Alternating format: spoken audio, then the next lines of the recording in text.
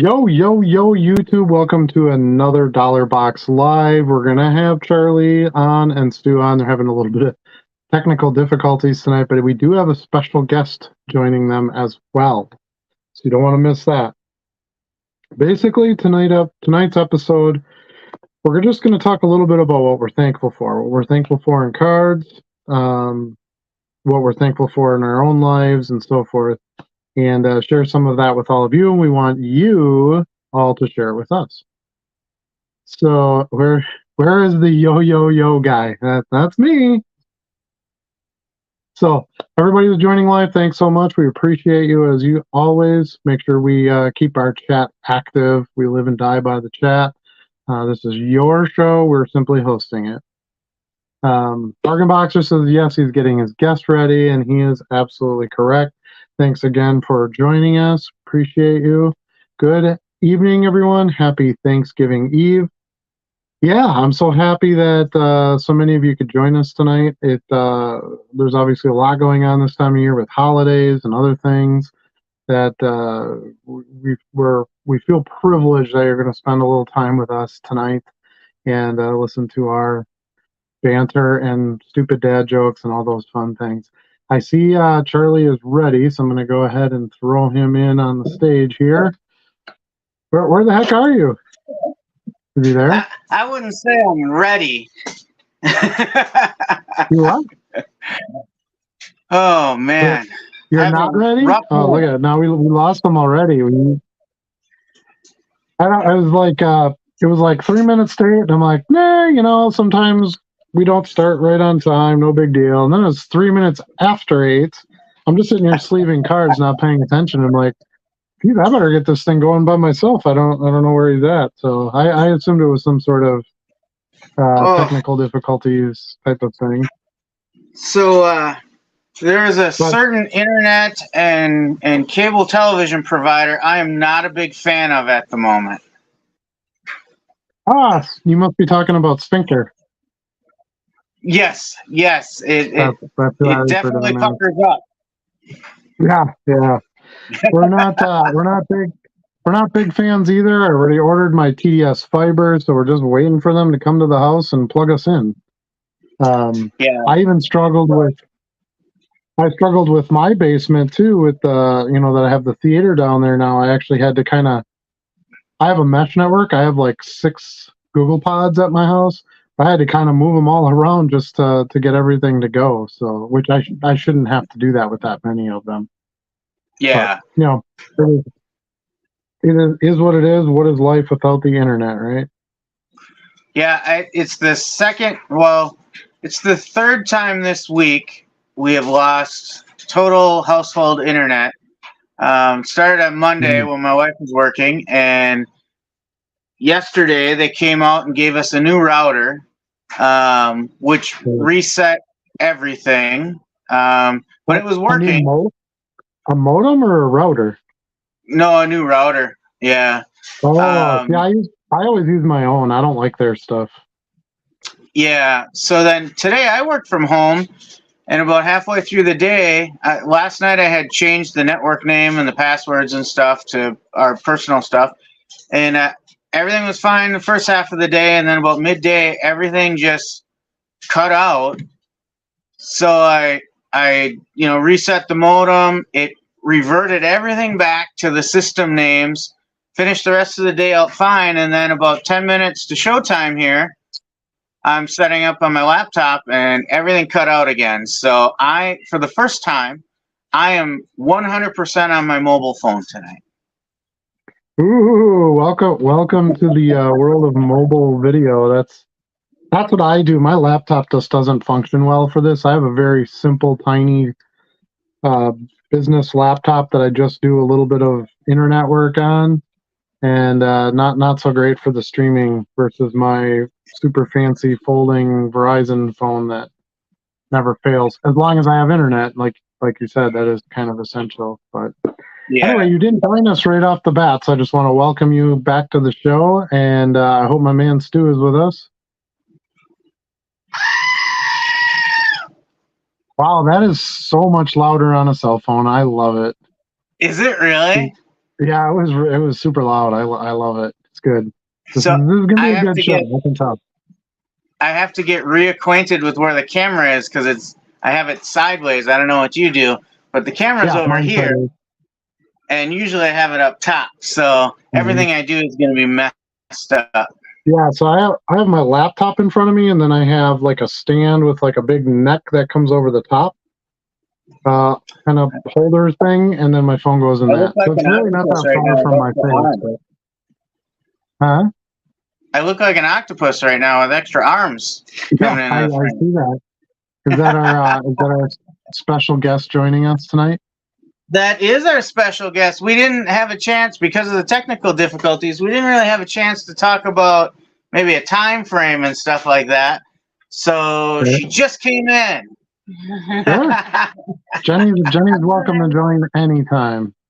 Yeah. Yeah, I mean, since it's a Thanksgiving episode, I thought, why not bring in what I'm most thankful for?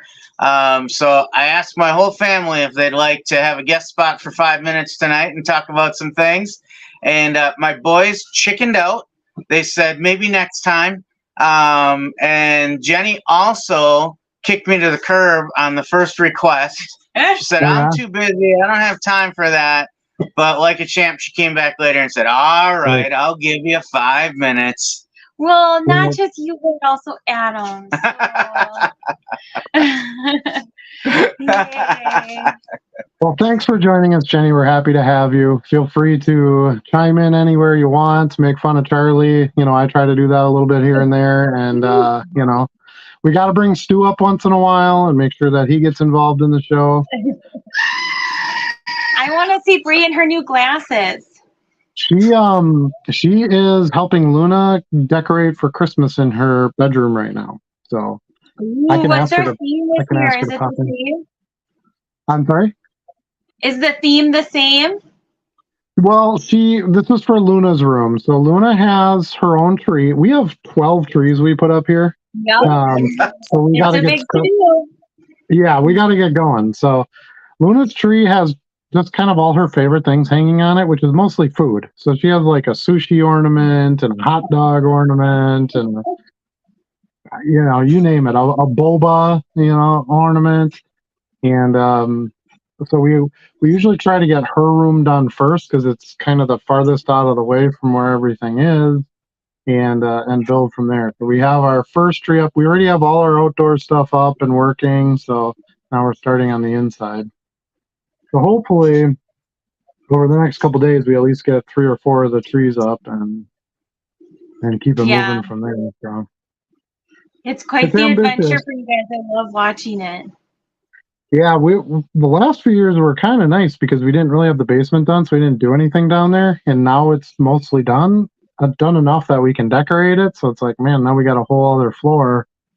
We have, there's 6 rooms down there plus a kitchen, so it's going to be a big project to get that all set up too. But I'm excited for it. It'll be fun to have the whole house really be the holidays. So Nice. So what are you guys most thankful for? Let's start with that. Well, why don't you start, of course. I think family, for sure. As we all know, I'm huge on family.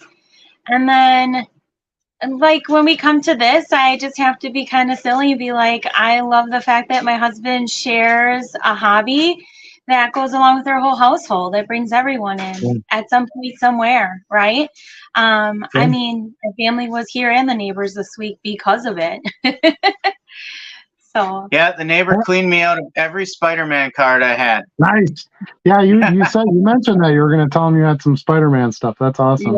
Yeah, and I think that's one thing we don't necessarily talk about all the time on this show is this is still a hobby. Like we do it as a business, and we're teaching others, how to make some extra income, which generally helps you with your family and so forth. So we're all benefiting that way. But it also is a hobby. We bring joy to others with the cards we can sell to them. It's joy. It's joy for us. Being involved in the hobby and talking to other collectors and sellers and dealers, and it's definitely something to be thankful for. For sure. The kids learn a lot from it, like the collecting, the money, the value, the math, there's so much, like even the Pokemon cards. Although my youngest boy, Caleb, he's got some learning to do because the neighbor was over here yesterday and he's like, "Oh, I have a Spider-Man Funko Pop that you might be interested in."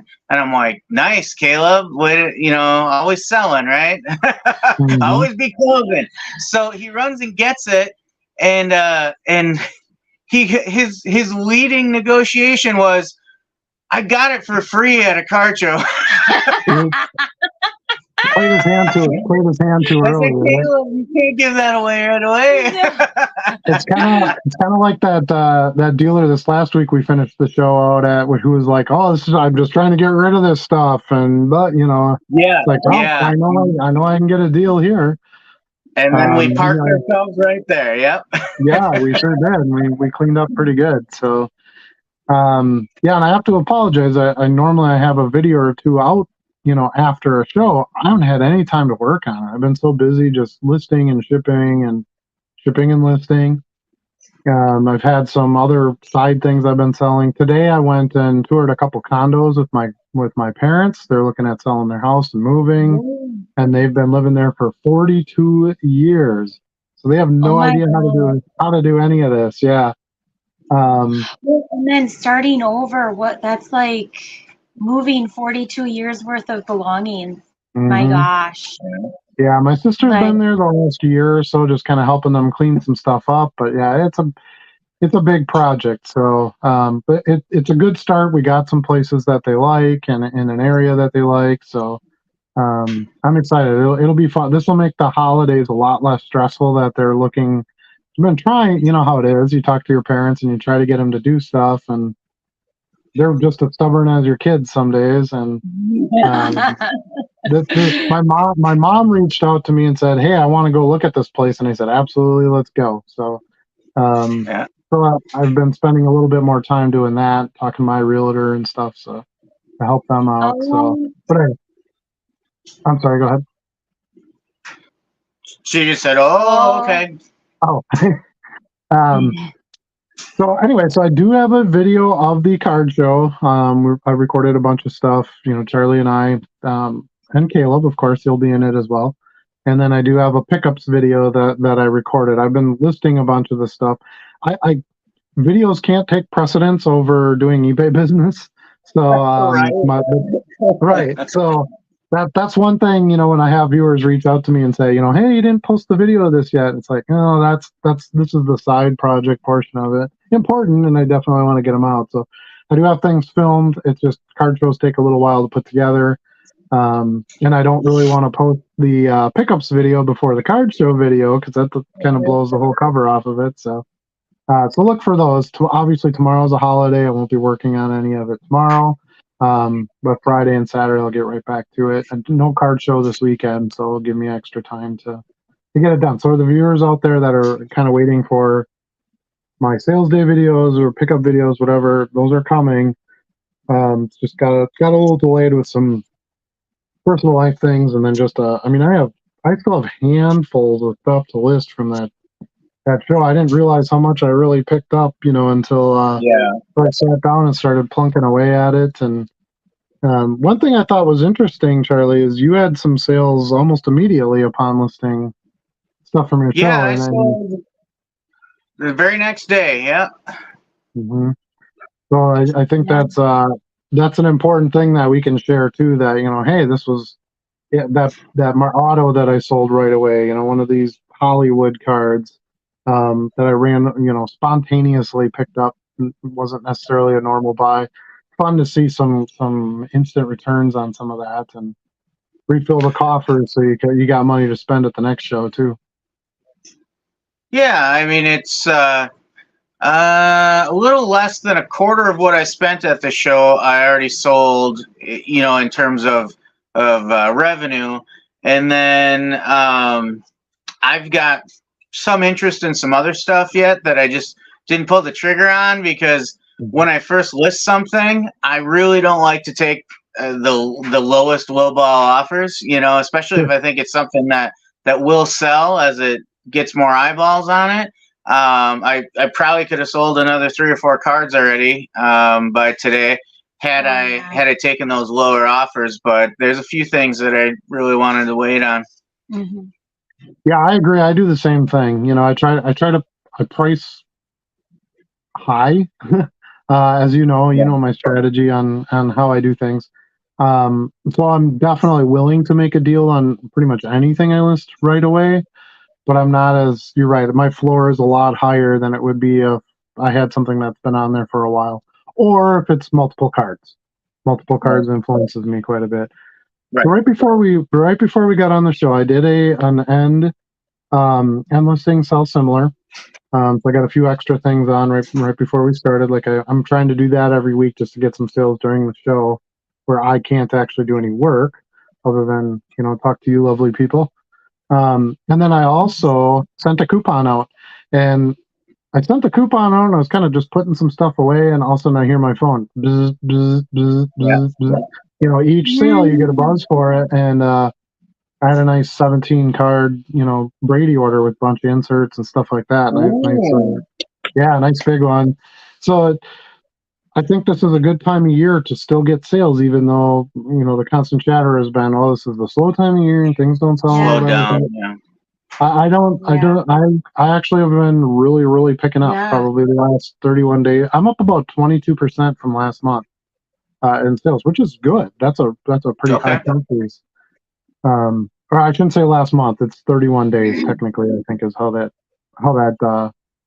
gets measured. But so one of the things I kind of wanted to cover tonight, and we didn't get to go over any sort of topics ahead of time, which is kind of my own fault. Like I said, I've been involved with some other things, but one of the things I wanted to talk about was how do we approach the holiday season for sales? It's a little different than the rest of the year because you might not be trying to.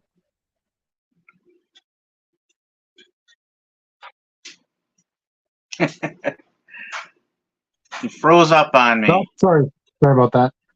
Good old sphincter. It's right? all on my end, trust me.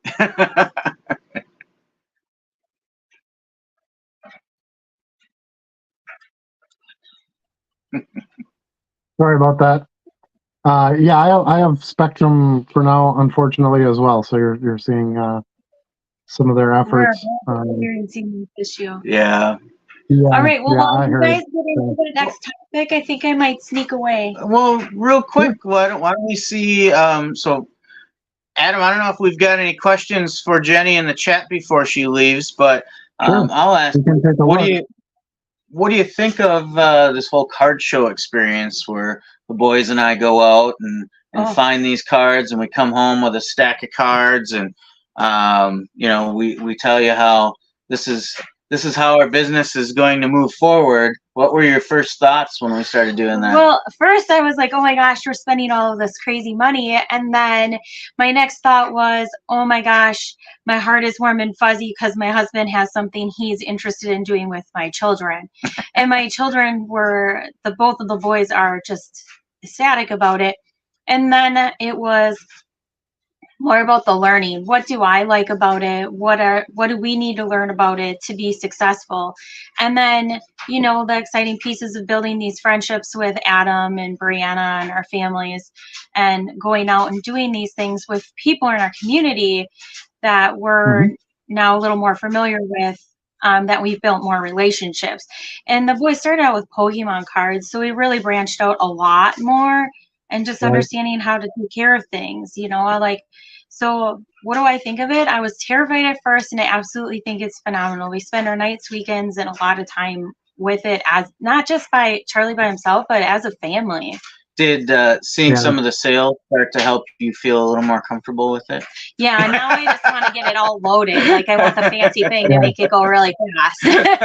Yeah, when money comes in, that's generally a helper, for sure. Well, and I like seeing the fun stuff go out. Like you're like, that's going to be a treasure to somebody where, like it was a treasure to us, but now we get to give it to somebody else as a treasure. Like me and my Smurf cups. that kind of thing. Yeah. Mm-hmm. The old Yeah, Smurf it's- cups. Well, it's really no different than any other collectible, right? It's a representation of nostalgia of things of when you were a kid, or even consequently just a modern thing you like. You like to watch the NFL, or you like to watch, Major League Baseball. You buy cards of the players that you like or the teams that you like. And it's not new. I mean, cards have been around for 150 years or so at this point. I don't think they're going anywhere. So it's a great, solid hobby, a great business opportunity. And if you know what you're doing, you can easily make some money, which you're seeing the fruits of that at this point. Charlie's grown a lot. One of the things I'm thankful for is having Charlie come in and be involved with me on this. I think it's fun to have the show. I think it's fun to go do the card shows together, and he brings perspective in of things I didn't think of, as somebody who's been doing it longer, and hopefully I've been able to contribute some things to him and help him along. And it's been great to really reconnect with you guys, with Creed and Caleb as well. We hung out quite a bit for a while, and then things change over time, and you get busy with other stuff, and we didn't even really get back together because of cards. It was, hey, let's hang out, and it was something else that had brought us together, and then it was like, hey, let's look at some cards, and Charlie got interested in it with me. So, Yeah. I gotta say, we met our goal. What was our goal?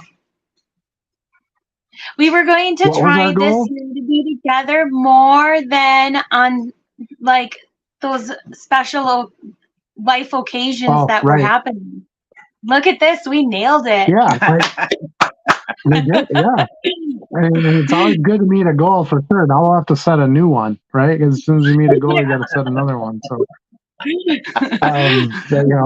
anything the work world has taught me is don't rest on your laurels. You gotta keep it building. Yeah. But yeah, it's been really fun. It's fun I'm thankful for all our viewers, those that participate in the chat, and keep us going. I think it's super fun to have something outside of just the cards itself to want to participate in the hobby. So, speaking of that, Joseph says the hair looks good. I'm not sure he's referring to me or Jenny. Jenny's hair is much better than mine. But it could be me. Could be me. It could have been me. Could be you. You know who I think it is? I think it's Stuart. Have you seen the hair on Stuart? Oh.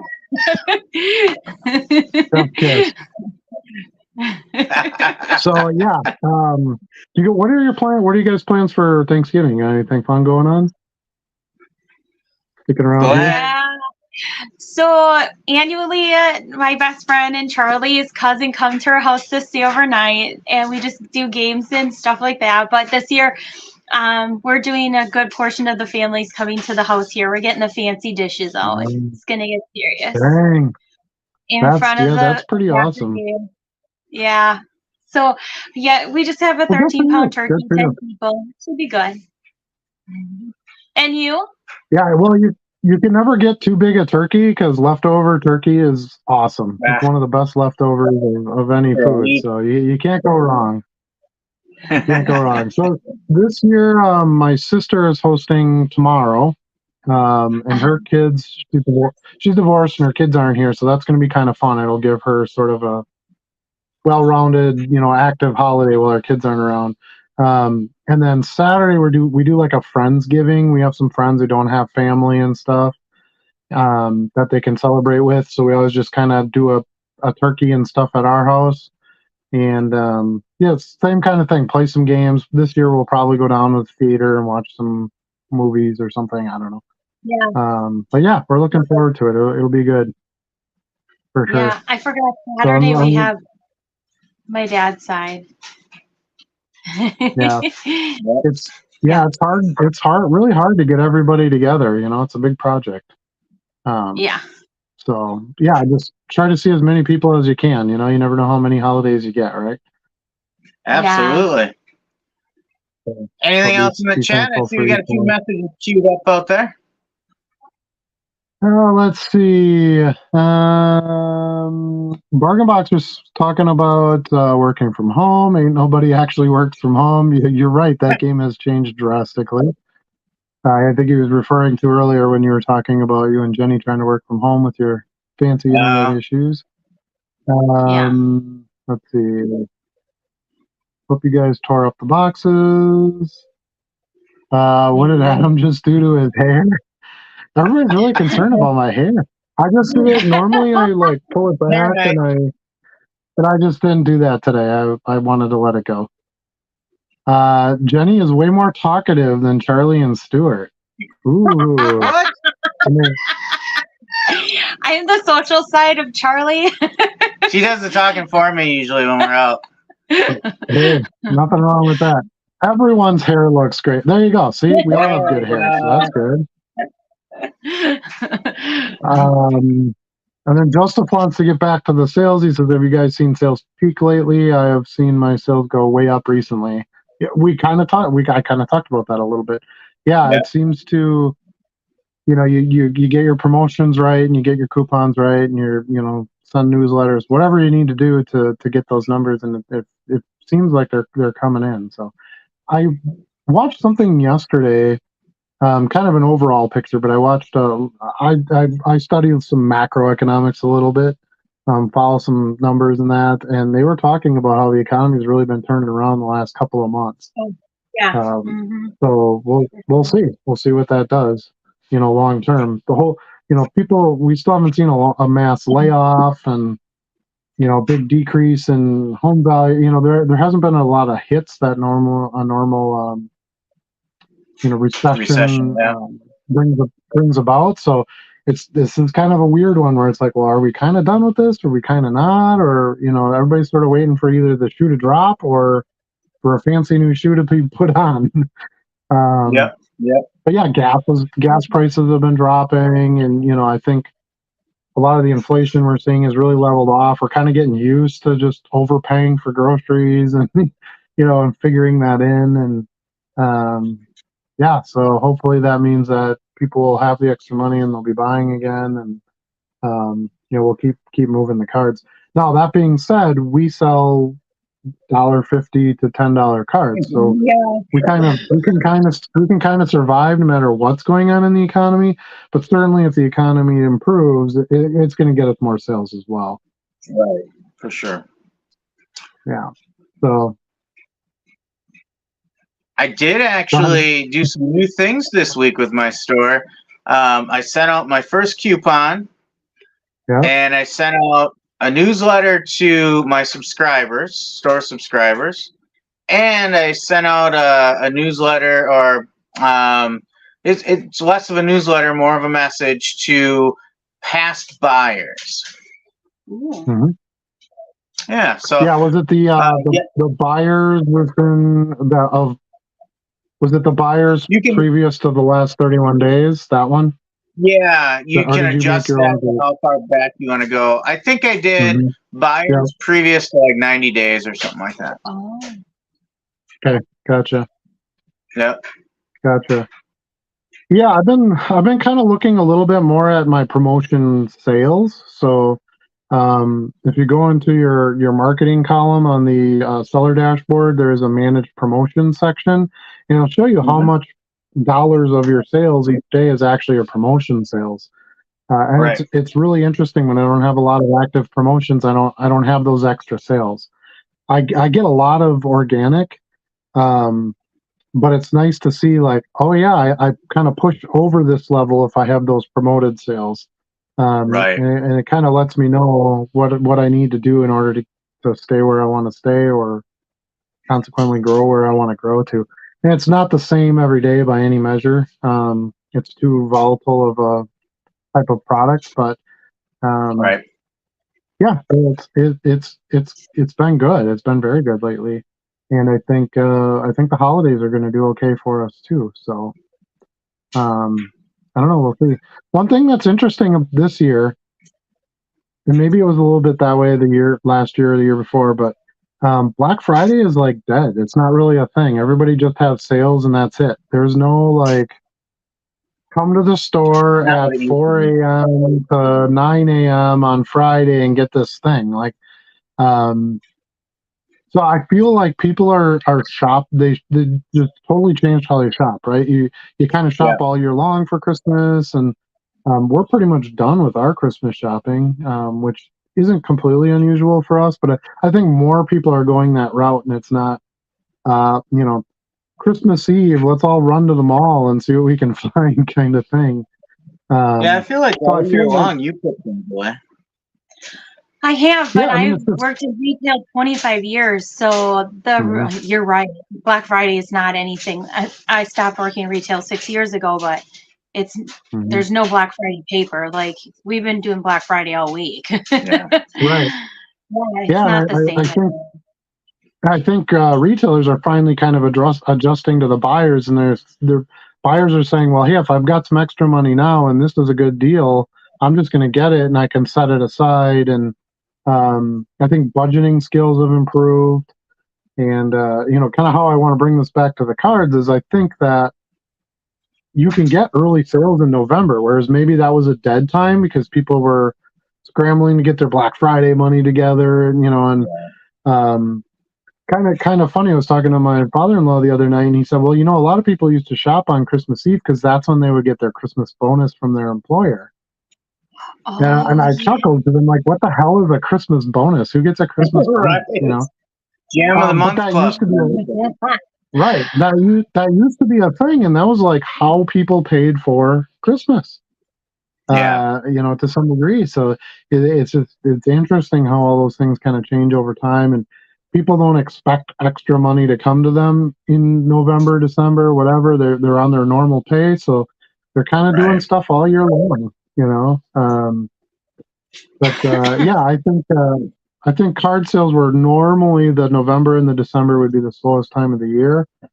I think we're going to keep seeing that pickup, and January and February are generally the best months of the year, believe it or not. Yeah. So I I look think we're forward kind to of that. building to that. What's that?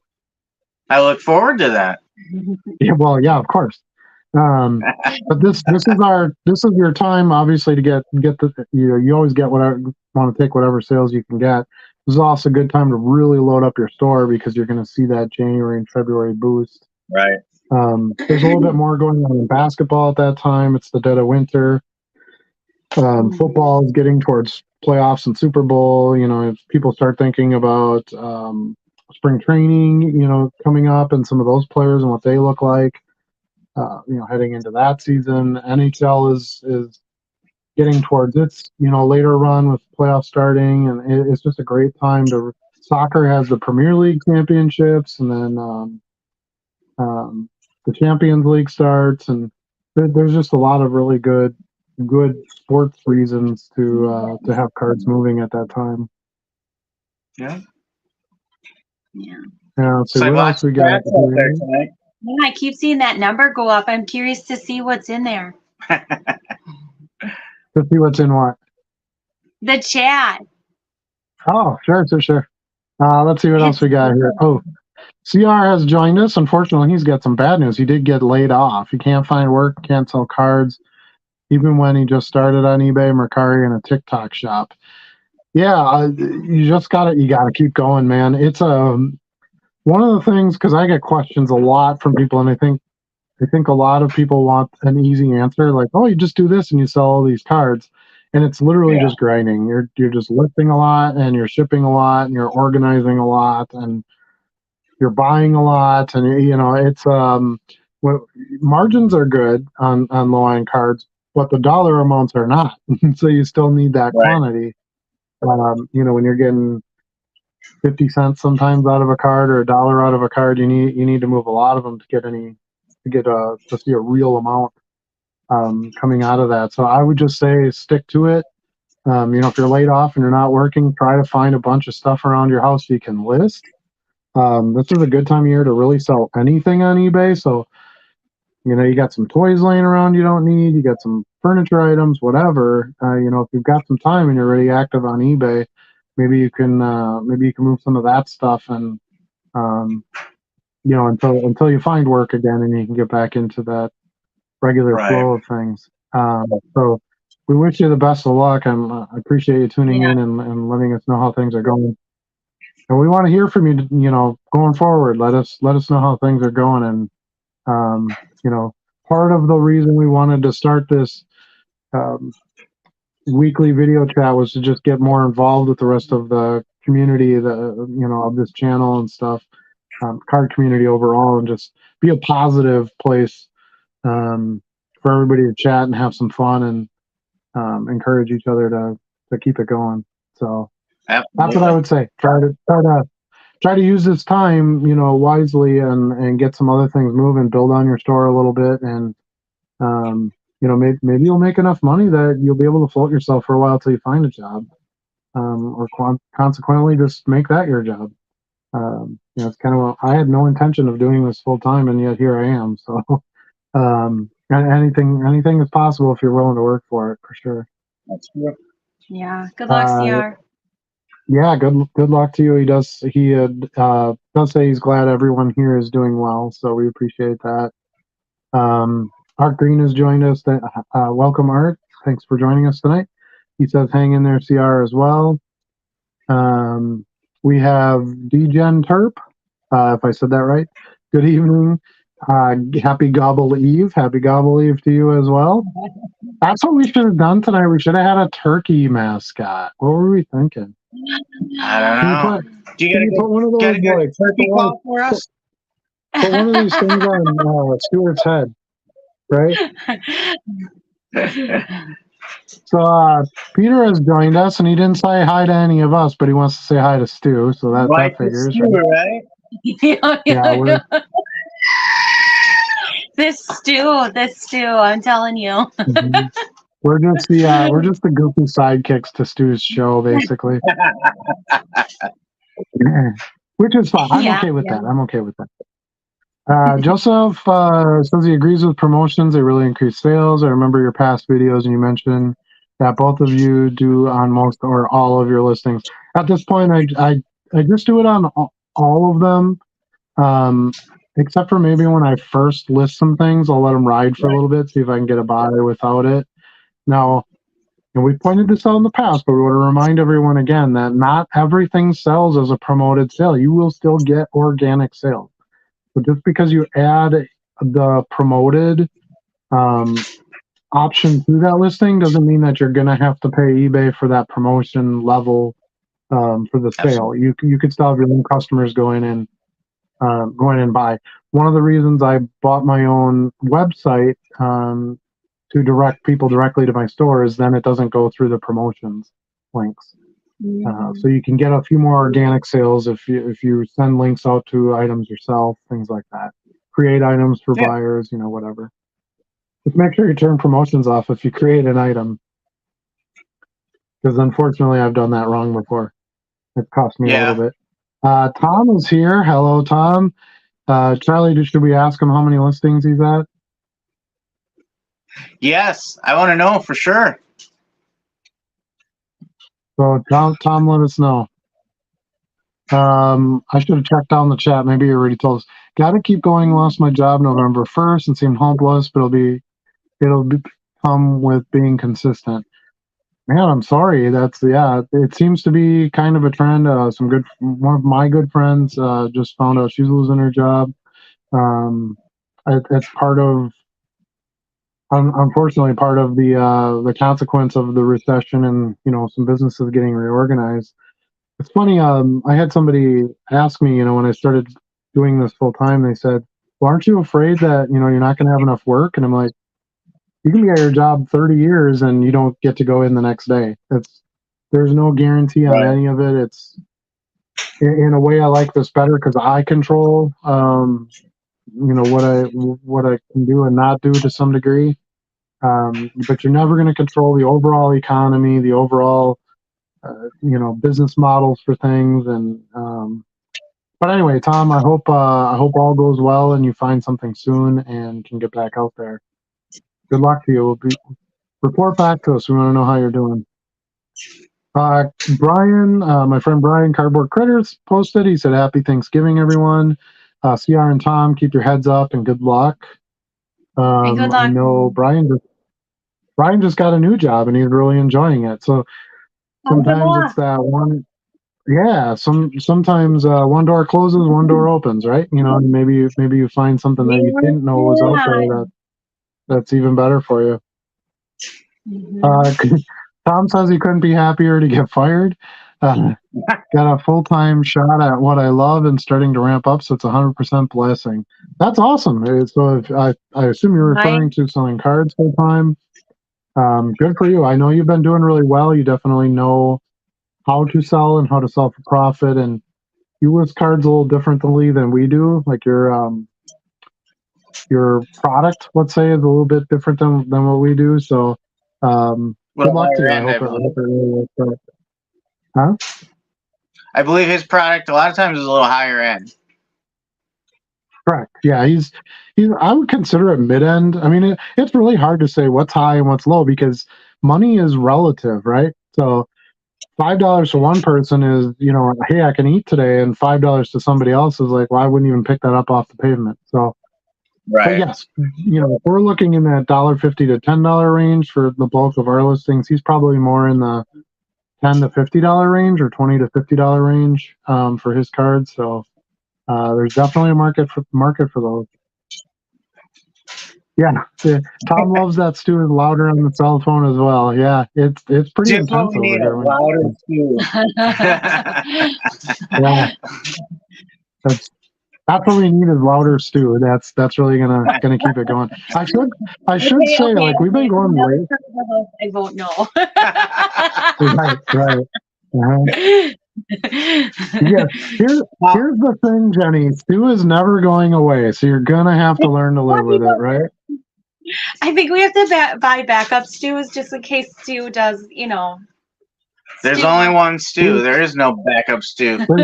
There's only one Stu, but we could get another kid and just kind of put it aside, and maybe consider some names later on. I don't know. We might have to grow our family a little bit there. I feel like I have to watch what I say more with Jenny on here. I don't know why that is. I'm scared. No. It's nothing bad. It's usually just I don't know. There's a lady in the room, right? So, me insulting Derek Jeter. yeah, right. Right. And me telling him why he's wrong about it. Peter says he wishes he could share some pics because the boss had an intervention ultimatum on the state of the card room. There was threats of a turkey strike tomorrow. So like a good boy, I cleaned my room. Yeah. I get what you're saying. It's a constant. I was even putting like stuff away right before the show. I run my phone battery down all day long, and then all of a sudden it's 10 minutes before the show, and I'm like, I got 20% battery. I better plug this in. Yeah. And really plugging it in to charge it is the one thing that forces me to do stuff I don't want to do. Right? So, yeah. So you gotta fit your organizational time in there. So I highly suggest that you just look at when your phone battery's running down. That probably means it's time to put that away, and then go do the not as fun type of things. Right. Tom is at 516. Okay. All right. Over 500. Yeah, Good and job. that's good, especially when you're doing middle end. That's a good number. He's getting up there. And now he's got more time on his hands. So we'll see. He said No he had shame this week.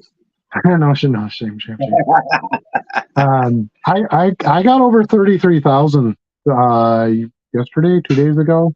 I quickly dropped below it, of course, with some sales, but today I was able to. I spent the time I did have to work today. I spent listing. That's why I didn't make a video. But yeah, it gets harder and harder to stay up there when you start getting the bigger numbers of sales and your listings open back up. So keep it going.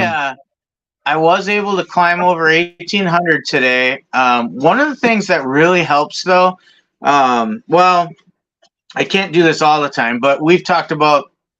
I choose a strategy of kind of pre-sorting my listing cards. I'll put all the same set together so that almost like we do with the non-sports, I can just go one, change the name and number, change the name and number, change the name and number. So I did a lot of that this week, which helped me get a lot listed quicker. But on the flip side, when I do that, I find myself listing a lot more $2 cards and not as many of the outliers that are, $10 to $15 cards. For their money.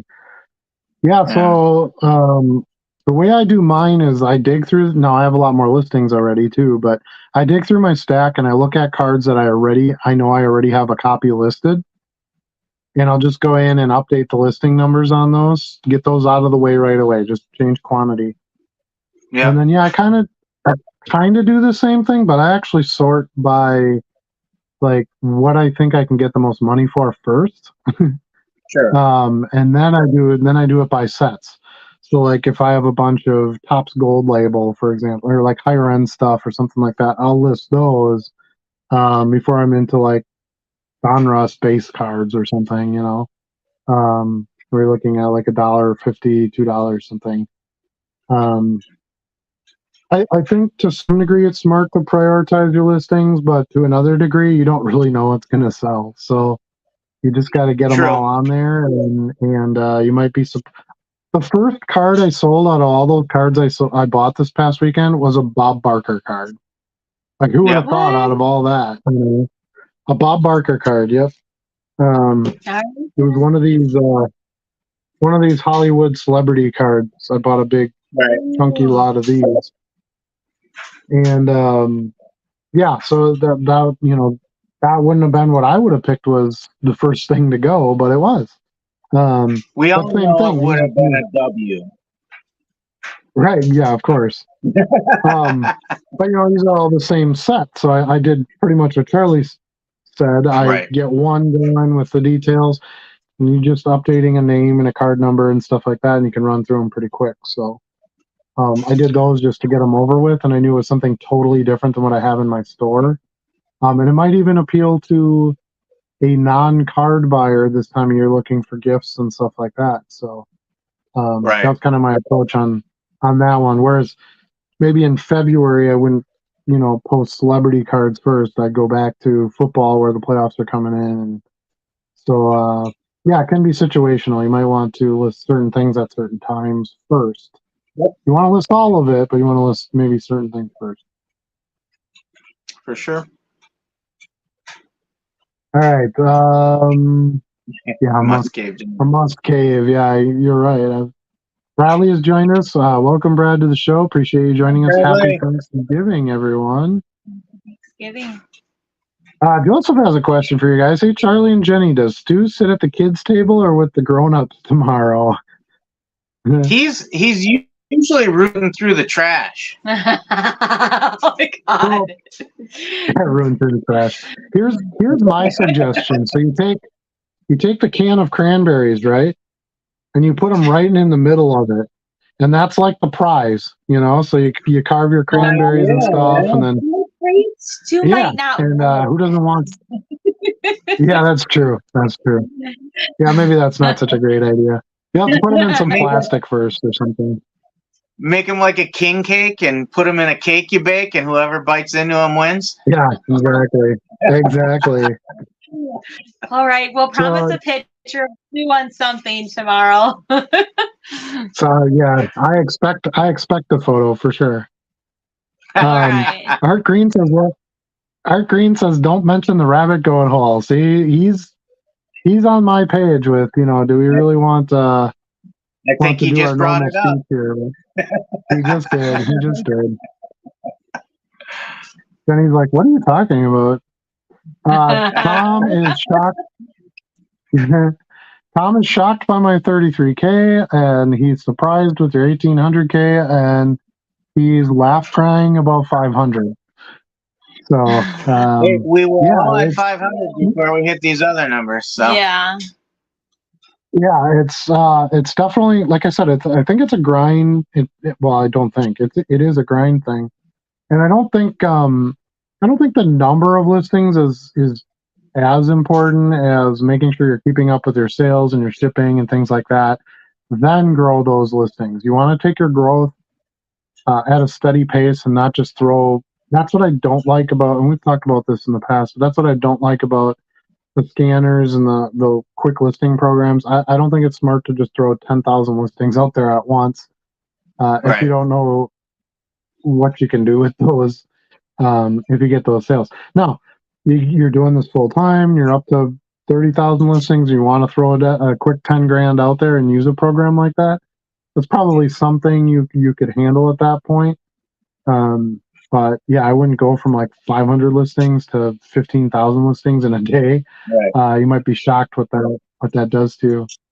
And I know, Charlie, you've been kind of doing the same thing as me. You sort of grow it at your pace, and but even you're like, how many hours are you putting in on this thing? Because you see your sales grow, and yeah, it's you gotta put the time in on it. There's no other way to do it. Well, I think Jenny's probably getting ready to excuse herself here. I think we took up enough of her evening. She had plans for tonight, and I threw a wrench in them with inviting her to the show. We're just getting ready for the Thanksgiving. Well, I hope you guys have a great Thanksgiving, and make sure you eat lots of turkey. Eat the turkey and then take a nap. That's how it should go. Well, we got to watch the Packers win first. Then we could take a nap. Do they play tomorrow? Okay. Yeah, 11:30. I didn't even know. Do they? Okay. Wow. Representing Adam. That's good. There won't be anybody over at Jordan Love's house then. I don't have to walk past there tomorrow. So. All right. That's good. Well, you guys have a great night. Us, Jenny.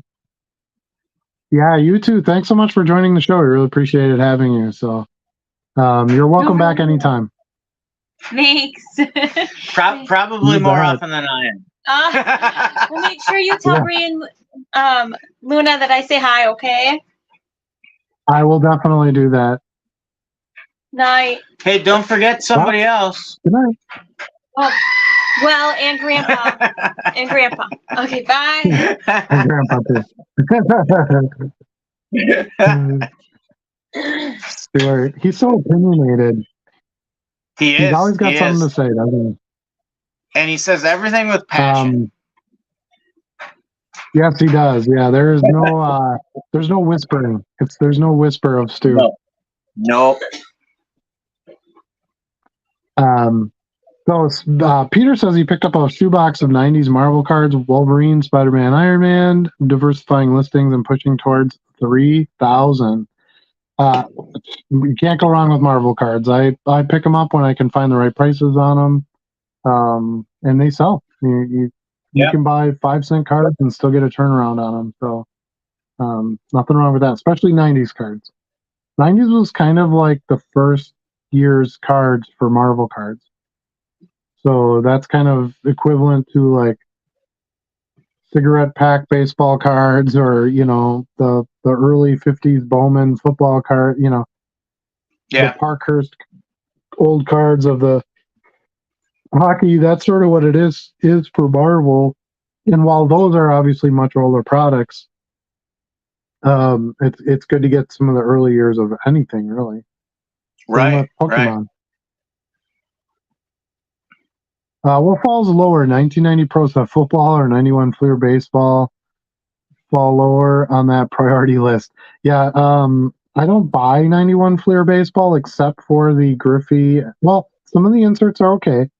Provisions and the I like those the black ones that are sideways, that are like the All-Star ones, and it looks like the More You Know rainbow kind of off to the side of them. Oh, yes.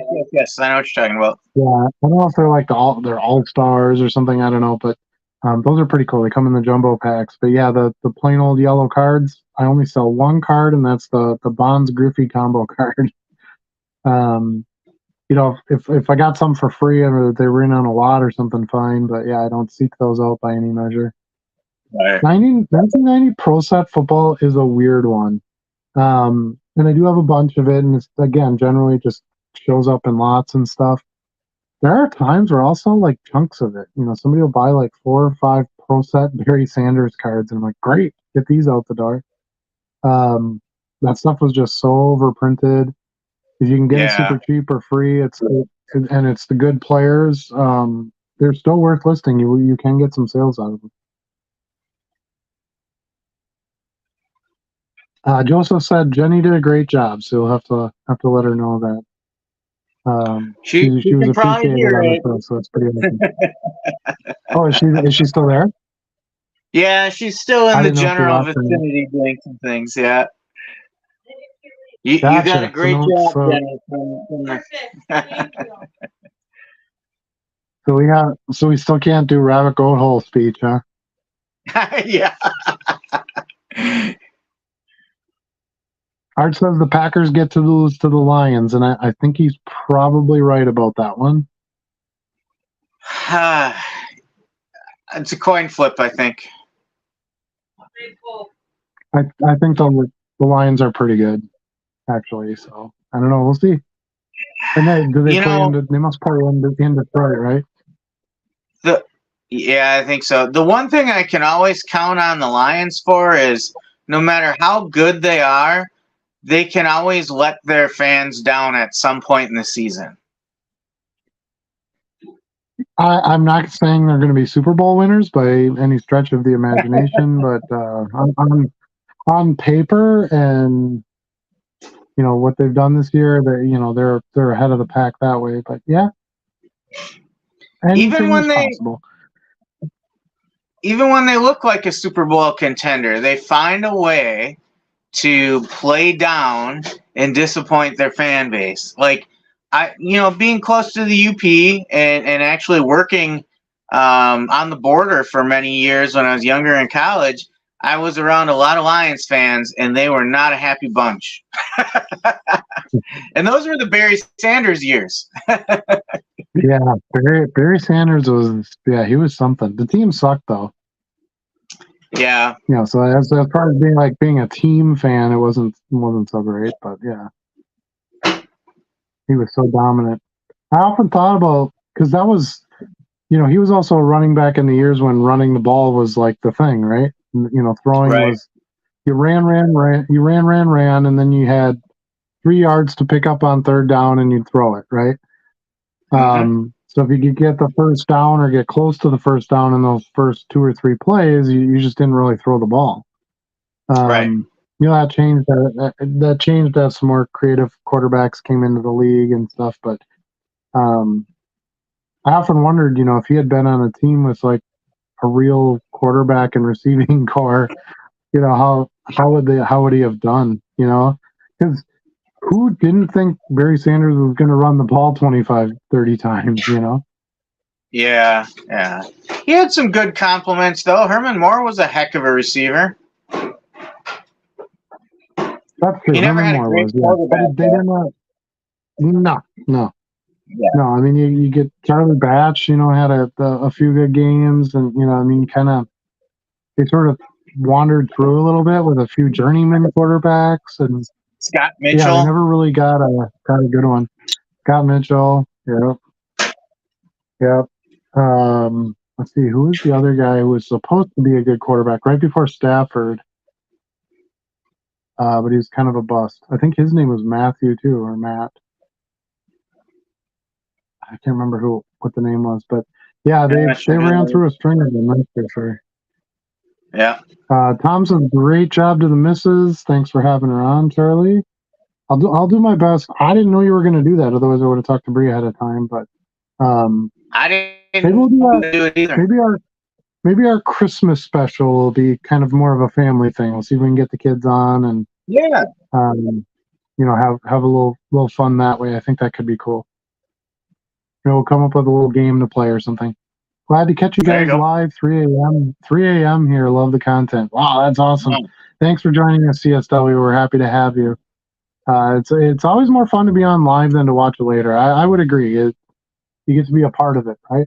So I'm glad you're able to make it. Now I'm curious. Where you at, CSW? Let us know. Yeah, I'm thinking 3 a.m. That's got to be. Well, that's what gosh, that's 6-hour time change. Yeah. Well, 6 hours ahead, or quite a ways back. That would be Europe. That would be somewhere in Europe, I'm guessing. Anyway, yeah, let us know where you are. Yeah, we'd be excited to find that out. Speaking of international, one thing that was really interesting this week was I had an international card sale, but it was a Jordy Nelson rookie card, like a super Okay. random football card that was going international. I'm like, okay, well, that's kind of cool to, because usually my international sales are soccer or basketball or something with a little bit Yeah. more international market. So it was cool to see a football card. Tom says he sold a PSA 8 Universe Wolverine patch for $10. Made like $2, Cool. but good easy inventory to move. Yeah, it's you have to look at things like quantity. Because so many times, again, I get comments or messages that say, well, okay, so you bought it for this and you sell it for this. Like, that's not very much money. You're correct. There's a lot of times where it's 30 or 40 cents. But Right. you do 100, you sell 100 cards in a day, for 30, 40 cents a piece. You've got $40 right there. Plus, when you sell anything bigger than that, that adds on top of it. So it's just nice to get those, and they're easy to move. You can, if you sell multiples of those cards, now you're talking, your profit margin goes up quite a bit because you don't have the Right. expenses to go with the additional card sales. So you'll have to look at it as a quantity game for sure. Joey Harrington, that's who I was thinking of. I don't know why I thought his There name we was go. Matthew, but yeah. Joey Harrington, yes. It's good to spread into other genres, helps keep listing interesting and easy to switch genres when it gets monotonous. Yeah, that's one thing I definitely do too. It's interesting how something monotonous like that can really just sort of shut you down and be like, I just don't want to do this anymore. We're obviously programmed as humans to keep life interesting, good or bad. Yeah. Yeah, we're not really made like the machine where you can just keep processing the same thing over and over again. That's one of the things I love about buying at a card show, because I buy such a range of stuff. I can literally just sit with my 300-400 card stack from the show and just go, and it changes up a lot as I'm listing. So, Right. those are probably my favorite listings to do. When I buy like some boring lots, like a lot of, if I buy like a lot of 200 Barry Sanders, 90s base cards or something like that, it gets old really quick. Hopefully, if you're doing something that's that monotonous, you've got quantity, and that can help you get through it a little bit quicker. Whereas you're not listing an individual card, but I do have to apologize. I'm a little bit more tired tonight. So last night at 9:45, I had this brilliant idea to build my new desk. I bought a fancy new desk for my office. It's got LED lights on it on the sides, and it powers and it raises up and down. It's like a standing desk and stuff. And so I built it last night, and I don't have a ton of lights in my living room, and I live in the woods. So anyway, so I've got my cell phone light out, and I'm turning in these screws and all this stuff. Well, I got the whole thing built, and I plug it in, and I push the up arrow, and it goes like this. Then I push the down arrow, and it goes like this. And I'm like, how the hell do you screw that up? Because there's literally just like a pin with a motor, right? Right? Yeah. And the motor is in the middle, and the motor turns the pins. Well, what I didn't realize, and it's very subtle, so in my defense, they didn't really point this out, which they should have while you were building it. But each leg has like a front and a backside, but they're identical. So you have to look for the little F on the front of it. Okay. Lo and behold, I lay the thing down, and I've got an F on this side, but I have nothing on this side. I'm like, crap. And the worst part of it is, if you've ever built a table before, the legs are the hardest thing to take off because it's got everything is screwed into it, right? You got the top, you've got the frame, you've got the motor. It's got a brace, because it's your structural integrity comes from those legs. Because it's powered, all that. So here I am at 11 o'clock last night when I should have been all done, trying to unwrench this whole thing and leave the rest of it together, to pull the leg off and turn it around. Yeah. So just right around midnight last night, I got the thing plugged in and it works perfect. It's nice and quiet and all the LEDs fire up and everything. I haven't changed out my desk yet, so once I finally get it up here and I switch it out, I'll show everybody. But yeah, so I am not a midnight person at all. I'm like an 8:30 person. So, but I knew I was behind with stuff and I had so much to do and holiday and all that, so I decided to construct a desk with electronics at 9 o'clock at night. So probably not the best idea. Not usually, no. No. That's what I meant. It's my own fault, but that might be so I might show a few extra signs of tired that I don't normally show. Has anyone sold Mad Magazine trading cards lately? I've listed and people seem to buy them. Good to know. So I've seen Mad Magazine cards. I picked up a couple out of like nickel and dime boxes and stuff at shows, but I haven't bought like a big lot or done anything like that with them. But maybe I will. That might be a good thing to add. So appreciate. Yeah, I was just checking. I have a few, and I don't think I've listed them yet. So maybe I need to elevate those up into my listing pile and get those out there. So I'm assuming he's referring to the Mad Magazine cards that were out in like the early 90s or late 80s or something. That's when they came, right? There's not like new ones or something that I'm missing. I don't think so. Yeah, I want to say it's late 80s, early 90s, something like that. Okay. I was right. CSW says he's going to grab the ones I have and I'll check the year on it. Okay. Sounds good. Tom says he hasn't tried Mad, but he's on the lookout for SNL and In Living Color cards for his PC. I don't see a lot of In Living Color cards. I collect non-sport packs. If you haven't seen my collection or anything, I've got videos on my channel about it, kind of showing off some of the stuff. And I have some Mad packs too, but SNL is correct. I've sold some SNL cards in the past. Those do move pretty good. They're not that easy to find. I certainly don't find them at like shows and stuff. And I don't see a lot of bulk lots of them either.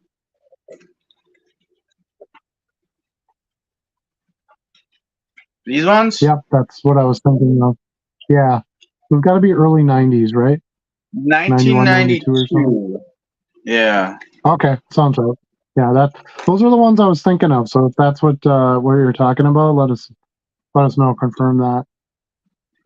Ooh, a little racy. Yeah, kind of like those Pac-Man ones, right? Those Miss Pac-Man ones. Yeah. They get a little too involved for a couple of video game pie-shaped characters. Right. Going down the rabbit goat hole there a little bit. We have to. Yeah. Jenny's not here, so we're free to do that now. D-Jen, she was the creator. I was getting scolded for turning off a light that the turkey roaster is on the same switched outlet with. Sure. Yeah, we're not doing a turkey till Saturday, so ours came up from the freezer tonight, but it ain't going anywhere near an oven for a few days, so yeah, it's just on its path to the thaw. I created an order discount promotion with 20% off 4+ items. Once it completed, showed them all on all listed items in the store. Later tonight, I listed some auctions, and the discount wasn't on each item. I haven't had that. Well, maybe no. That's why, because it's auctions. Auctions are a separate,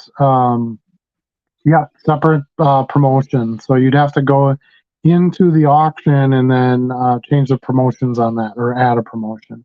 Those get paid for separately. So that's why. If you did a promotion or a coupon on fixed listings and you add more fixed, that promotion will apply to those listings, just not the auctions.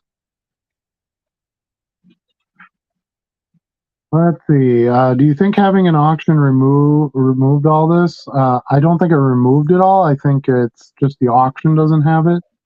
Always appreciate all the content you provide. I've been going back and watching all the videos. Thank you so much. I really appreciate that. Yeah, I'm trying to build a book of videos, and Urethra Franklin hasn't joined us yet, but she's been encouraging me to make more folders where you could easily go in and see the types of videos.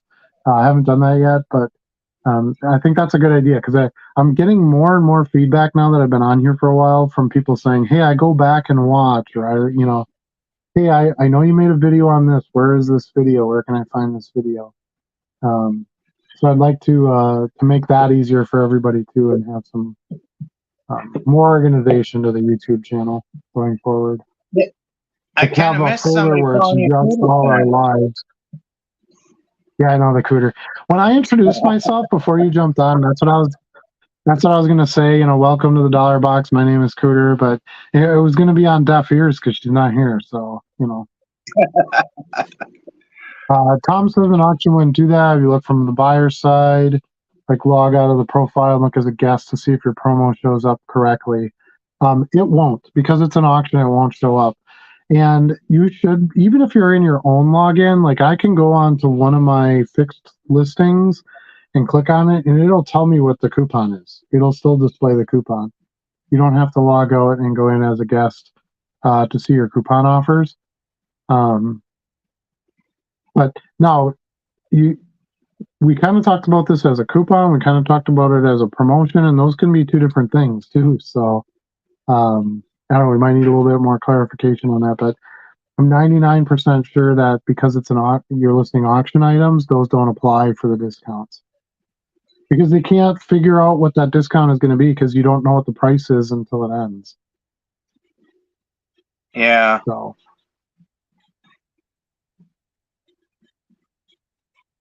Let's see. I did this from my phone, and the only discount it shows is at the top when going to the store and not on the individual item.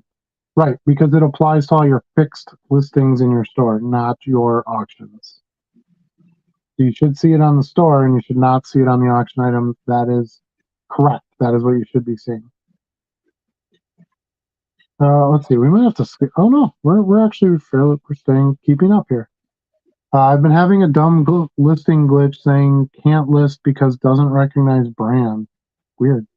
Or is misspelled. I've had that before. I've never had that. I have to list starting over from scratch, no matter if the change title. No matter if you change the title. Got it. Yeah. Yeah, I've never had that, so you might want to contact eBay about that. I'm not sure why you're getting that. Yeah, I had it once. It eventually cleared up. Like I just tried it a couple more times and something cleared up. I never did understand what drove it, but I have seen that. Okay. Well, it's good. It's always nice when somebody else can say, yeah, I get that too. You don't feel like you're on your own island doing something wrong. DGen says fixed listing in the store is what I promoted for the 4-item 20% off discount. Only thing I did after that was added some auctions on some new inventory. Yeah, if you're saying that the discount is at the top of your store, that discount will go to those that are buying your fixed listings. Auctions won't show up for that. Let's see, playlists to fall asleep to would be great, so I could learn while sleeping too. That's not what we do on this channel. Okay, you should not be falling asleep in my videos. Do you know what ASMR is, Charlie? No. So it's this phenomenon where like people whisper and they make little sounds with stuff, and it's supposed to relax you and make you fall into sleep. Okay. My daughter's hooked. So, yeah. So and then I'm not sure what that ASMR stands for. Meditation, relaxation. I don't know. But yeah. So it's basically like somebody who comes on with like really sophisticated microphones, and they've got like different items, right? They might have this and this, and maybe one of these. I'll be like, oh, so you had a heart. Just relax. This is baseball card ASMR, okay? You And know they who wouldn't be good at that at all? Stuart?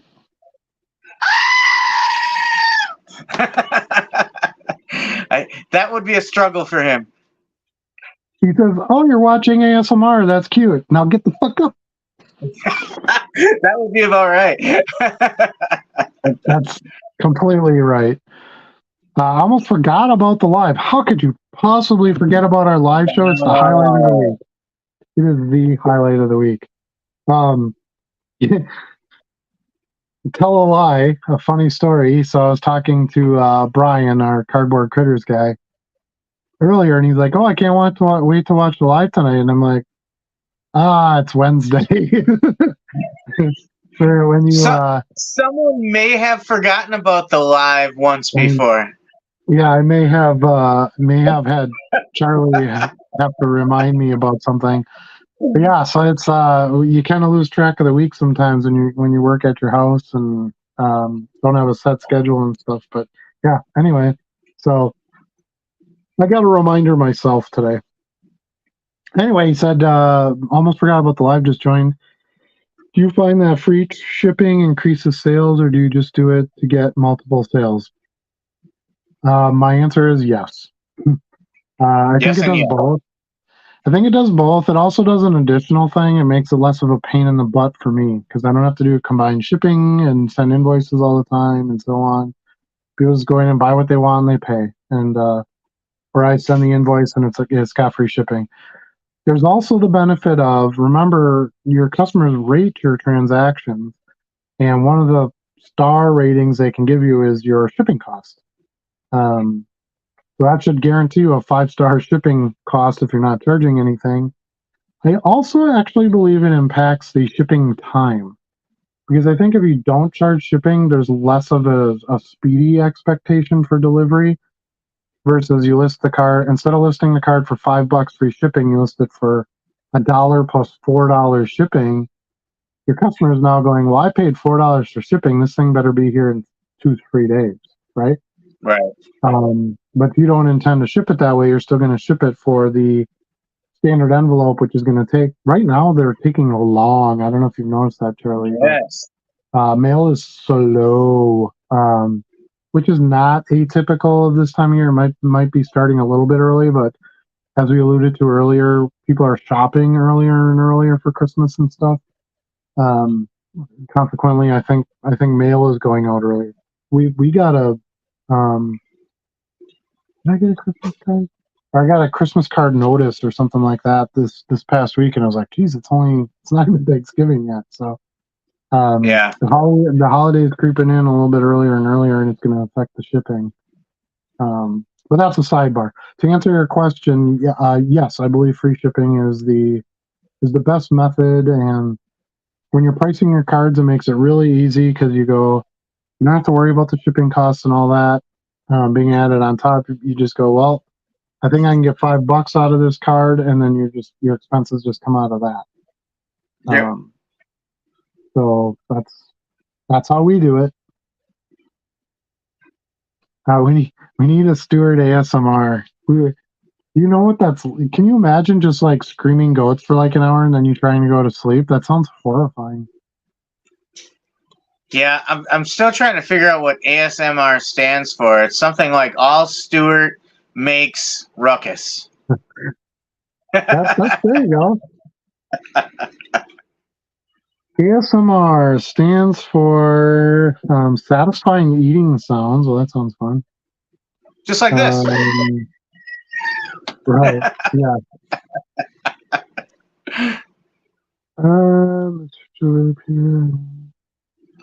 I can't see what it actually stands for. Auditory stimulus,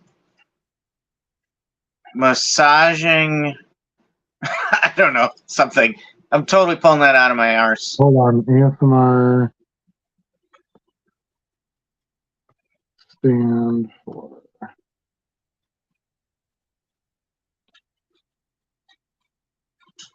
I hope you don't get Sensory, the inappropriate results. audio sensory something, I think. Autonomous sensory meridian response. Yeah, I wasn't going to get that.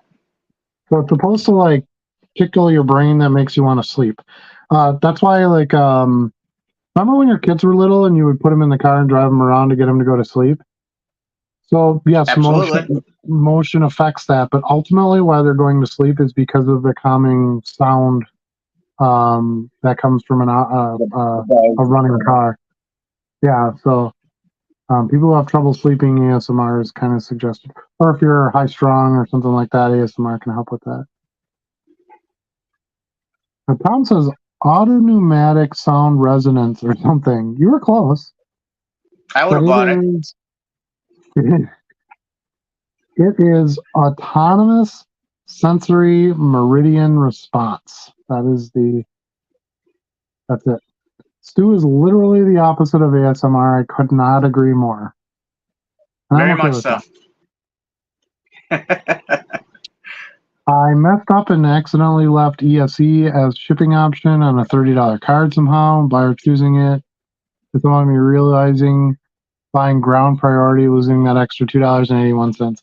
I've done that too. I bought the wrong postage and stuff like that. It's just, it happens. You just kind of have to chalk that up as, oops, try not to do that again.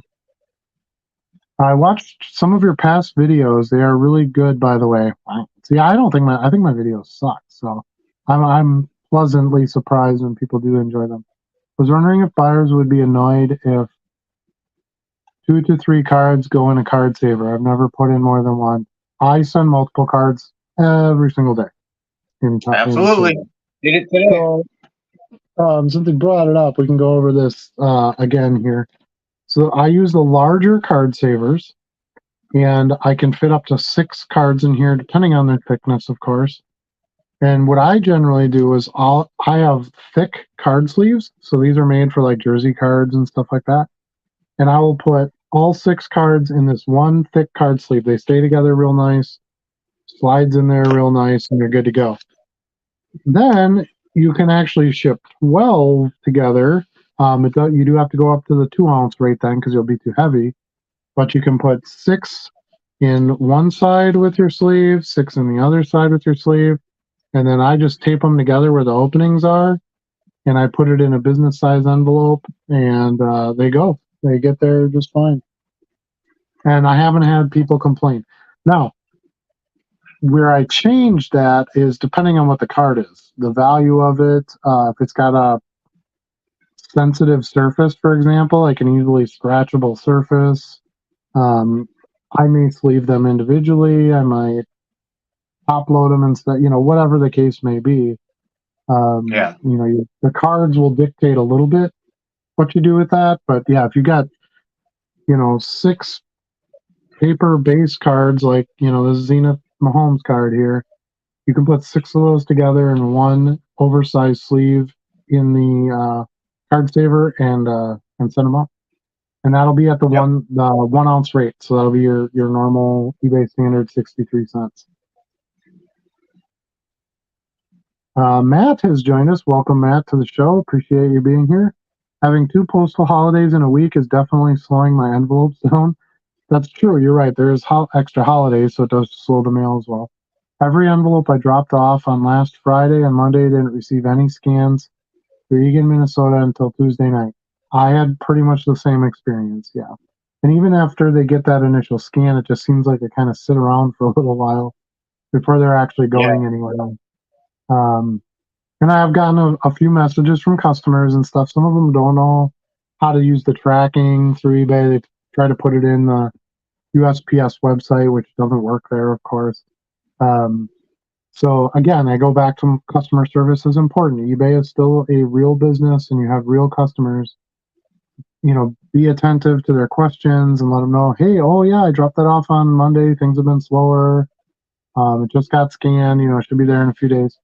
Just reassure them that things are moving, that you're not forgetting about them. That's the best you can do, really. What is your max cards at 1 ounce to go with above question? Card savers are lighter than top loaders. They are a tad lighter than top loaders. I would say 6 average. What are these 12-point cards? I think. I suck at card measurements, by the way. I do too. But the basic, thickness, card size with nothing fancy, you should be able to ship 6 of them in a card saver and be under an ounce.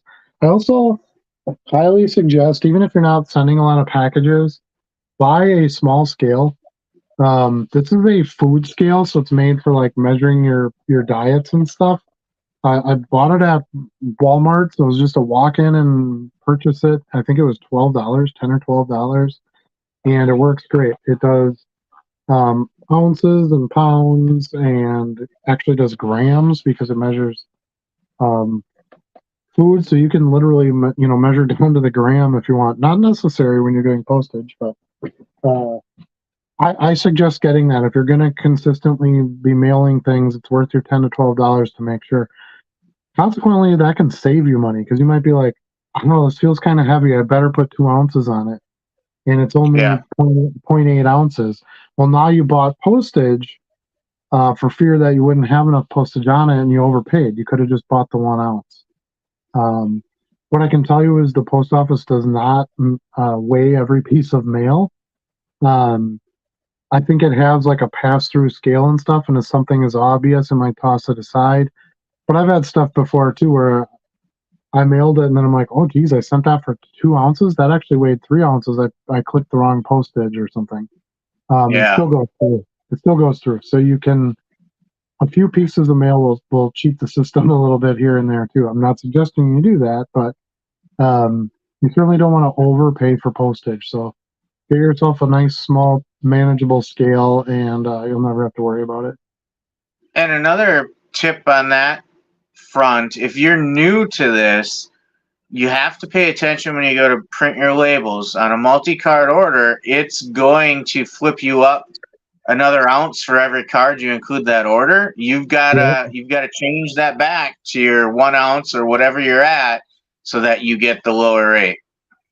Yeah, that's a good point, Charlie, because it's just, you have to put a weight on each item when you list it. And it literally just, if you sell 6 cards, it literally just adds all 6 of those up and it puts the weight on there. You have to adjust that number. So make sure you have it correct, and you weigh it so you have the right, measurement for that postage, and then print it from there and you should be good to go. But in general rule is you can fit 6 cards in a card saver for 1 ounce. I wasn't close at all, but thanks for being nice, Adam. Hey, you're welcome. That's a great idea about the thick card sleeves. Yeah, I actually get a lot of feedback about that. I don't know why I thought it. I'm by no means any kind of genius. I don't know why I thought of that. Nobody else did. The thick card sleeves cost a tad more. So instead of like $1 a pack, you pay what, $1.25 a pack or $1.50 a pack. But you save a lot of sleeves. So, like here, I've got a little stack of my home stuff. I have each one of these sleeved. So if I'm shipping 6 of these together, I can de-sleeve these, put them all in this one sleeve. That costs a little bit more than a penny, but now I've got 6 cents worth of sleeves I can use for another card sale. So you're doing low-end stuff. Expenses and budget and all those things are extremely important. So shave off wherever you can, and buy yourself some packs of thick sleeves, and it'll save you a little bit of headache. I also think it's better when you're going to put them in the card saver to have all the cards in one sleeve. It just keeps them together nicer. They won't shift around as much in the shipment. If you have 2 cards in there, one card kind of goes like this. And now, it's getting bent around in the envelope. Now you got one card that's bending against the other card.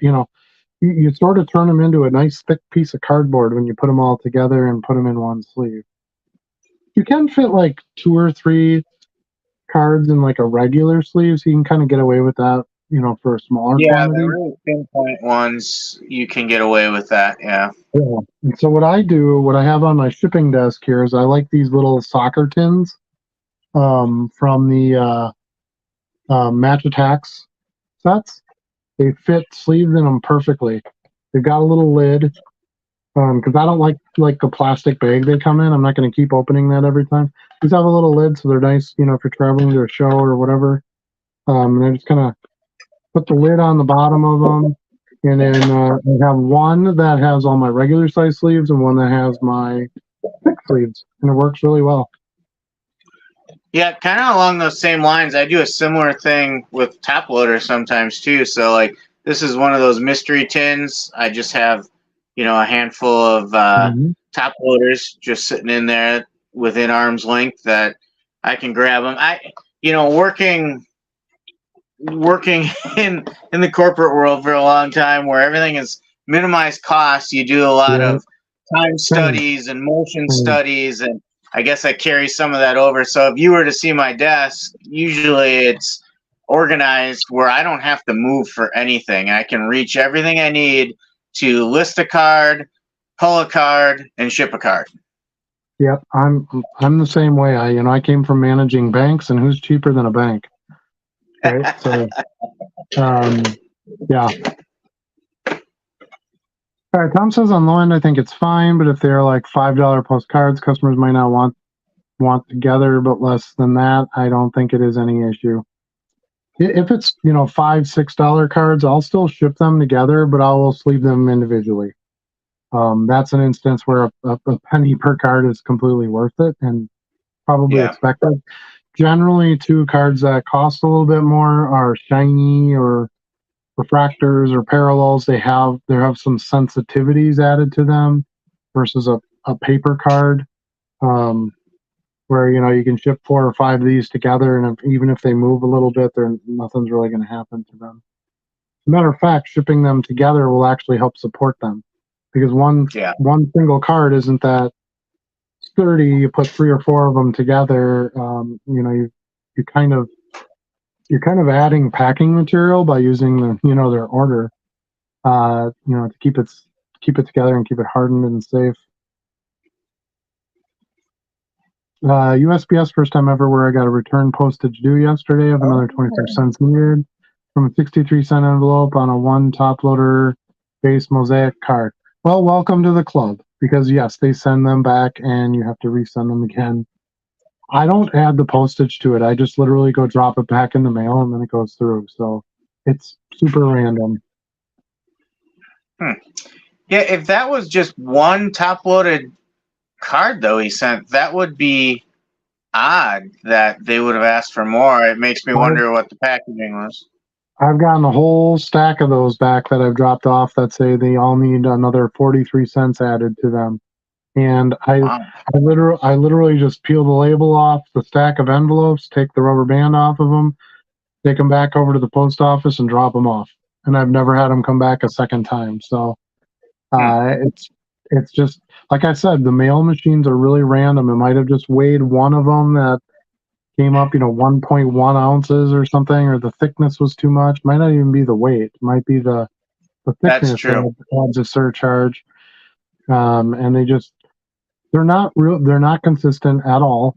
And while the eBay program defines what you can mail with their agreement with the Postal Service for their standard delivery, it doesn't mean that the Postal Service has to pass that piece of mail on through. But yeah, my suggestion would be, do what you want, but I wouldn't add the 24 cents to it. I would just literally go drop it back in the mail and it should go through just fine. I think there should be a mandatory article read for any first-time ESE buyer. After I read the article about what needs to happen to work properly, open eyes to what can and can't ship eBay standard envelope. Probably not a bad idea. I always kind of thought about that too, and I don't know if any of you are on Whatnot, but when I joined Whatnot, I had to do an onboarding thing, and I had like a presenter, and I had to log into this Zoom call thing, and they kind of go over all the rules and what you can and can't do, and Apparently they didn't go over that with Blake Martinez, maybe, but anyway. I did sell his auto same day though. I bought that for $1 Did and I you? sold it. Well, it ended up being like 30 cents with the other stuff. Yeah, I got $10 for it. So, pretty decent sale on that one. But anyway, yeah, it's not a bit. I get what I was trying to say was there's like this onboarding with, whatnot. And I thought that was a really good idea because you do go into it like actually knowing the platform, the Something. rules and all that. And I think they should do that with eBay. When you join eBay as a seller, they should make you watch a video or something like that in order to approve you as a seller so that, Yeah. you know, and that could help them weed out some of the bots too, because, Sure. you know, okay, it opens an account, great. But if the bot doesn't watch the video or, you know, confirm something, boom, they should be able to shut it down before it sells anything and takes people's money, or consequently buys something if you want buyers to Right. something too. But I thought that, and I know you don't. Whenever you have a platform like this, you do not want to create barriers to entry more than you have to. You want to make it as easy as possible for people to get in. But I think when you're looking at hooking people up to people, and there's all those extra dynamics that fit in the middle of that, it's not a bad idea to have a tad bit of training required. If somebody's joining eBay because they want to sell stuff, they'll watch a half-hour video in order to sell. It's not really that big a deal. Yeah, and eBay will probably say, well, we have the eBay University videos out there, and we recommend you watch them. And they give you, when you first start up your page, it gives you like 8 of them that they recommend you watch. But I don't know that many people actually go through them all. Yeah, and I set up my eBay account in 2002, I think. So I didn't have them then. Yeah, it was a long time ago. In fact, when I first joined eBay, I actually had to learn HTML, but XTML. I had to go get books at the library and read how to put code in so that I could like make something show up bold or in a color or pretty crazy to think of these days. Well, now we're just clicking a few drop down menus on our cell phone and taking a photo. But yeah, I used to have to get my camera out and shoot everything and then upload it to my computer and then go in and type in all my XML code. So, you know, it was like less than sign and then big and then slash and then greater than sign, right, to turn your bold on. And then you had to put the turn the bold off at the end of the word if you didn't want everything bold. Funny, I still remember a lot of that because I did a lot of it when I first, because I ran a full-time eBay business for a while before. The world is a much better place trying to sell stuff. I couldn't even imagine having 30,000 listings back then. It would have been almost impossible, even doing it full-time. Yeah. I think buyers would happily adjust their expectations once they're educated. Probably. Now, that being said, I have really good buyers, and maybe I've just been lucky. I've got a few, you know, that pop in here or there, but most of them are like, dude, this thing's taking forever to get here, or just so you know, I haven't gotten this yet. You know, do you know anything? Most of the customers are pretty understanding. They realize shipping isn't like a secret thing anymore. People are regularly getting packages every day from all kinds of places. And I think most have reasonable expectations that when I buy this $2 card with free shipping, I'm not going to get it tomorrow. Right. So I think what you'd see more often is if you haven't shipped it on time. Right. So let's say a customer buys something and it's 4 days later and they still haven't gotten a notice that it's shipped.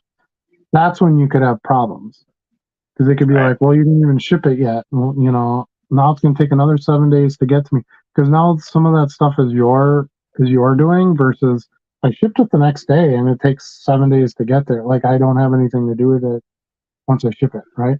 So, yeah. And eBay doesn't do you any favors by giving the expected date too, because the post office isn't held to that. I mean, like I'm still waiting on a card from Georgia that was shipped last Wednesday and still isn't here. and eBay said it should have delivered on Monday. Mhm. Yeah, I literally just had a Deion Sanders card package. Same thing. It said it delivered on Monday, and I got it today. So it took an extra 2 days to get here. I contacted the Fighting the seller and scenes just let here. him. I'm not making faces at you. I would expect nothing less. But yeah, and I messaged the seller and I understand how the game goes, and I just mentioned, hey, it says delivered, but I didn't get it yet. I said, I ship a lot of stuff. This happens once in a while. I'll let you know if in a few days I don't get it. Got it today. I messaged him and I said, hey, I got it. No problems. Thank you so much. So, communication is, even though we're just doing these internet trades with people we don't really know or see, it's still good to communicate and just say, hey, I know you didn't get this card yet. Let me know if you don't get it about Friday.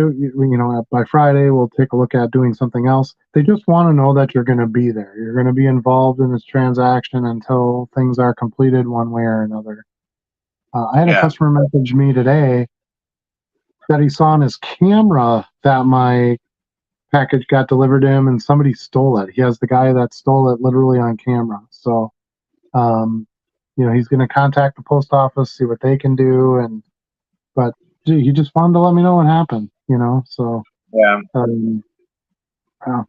But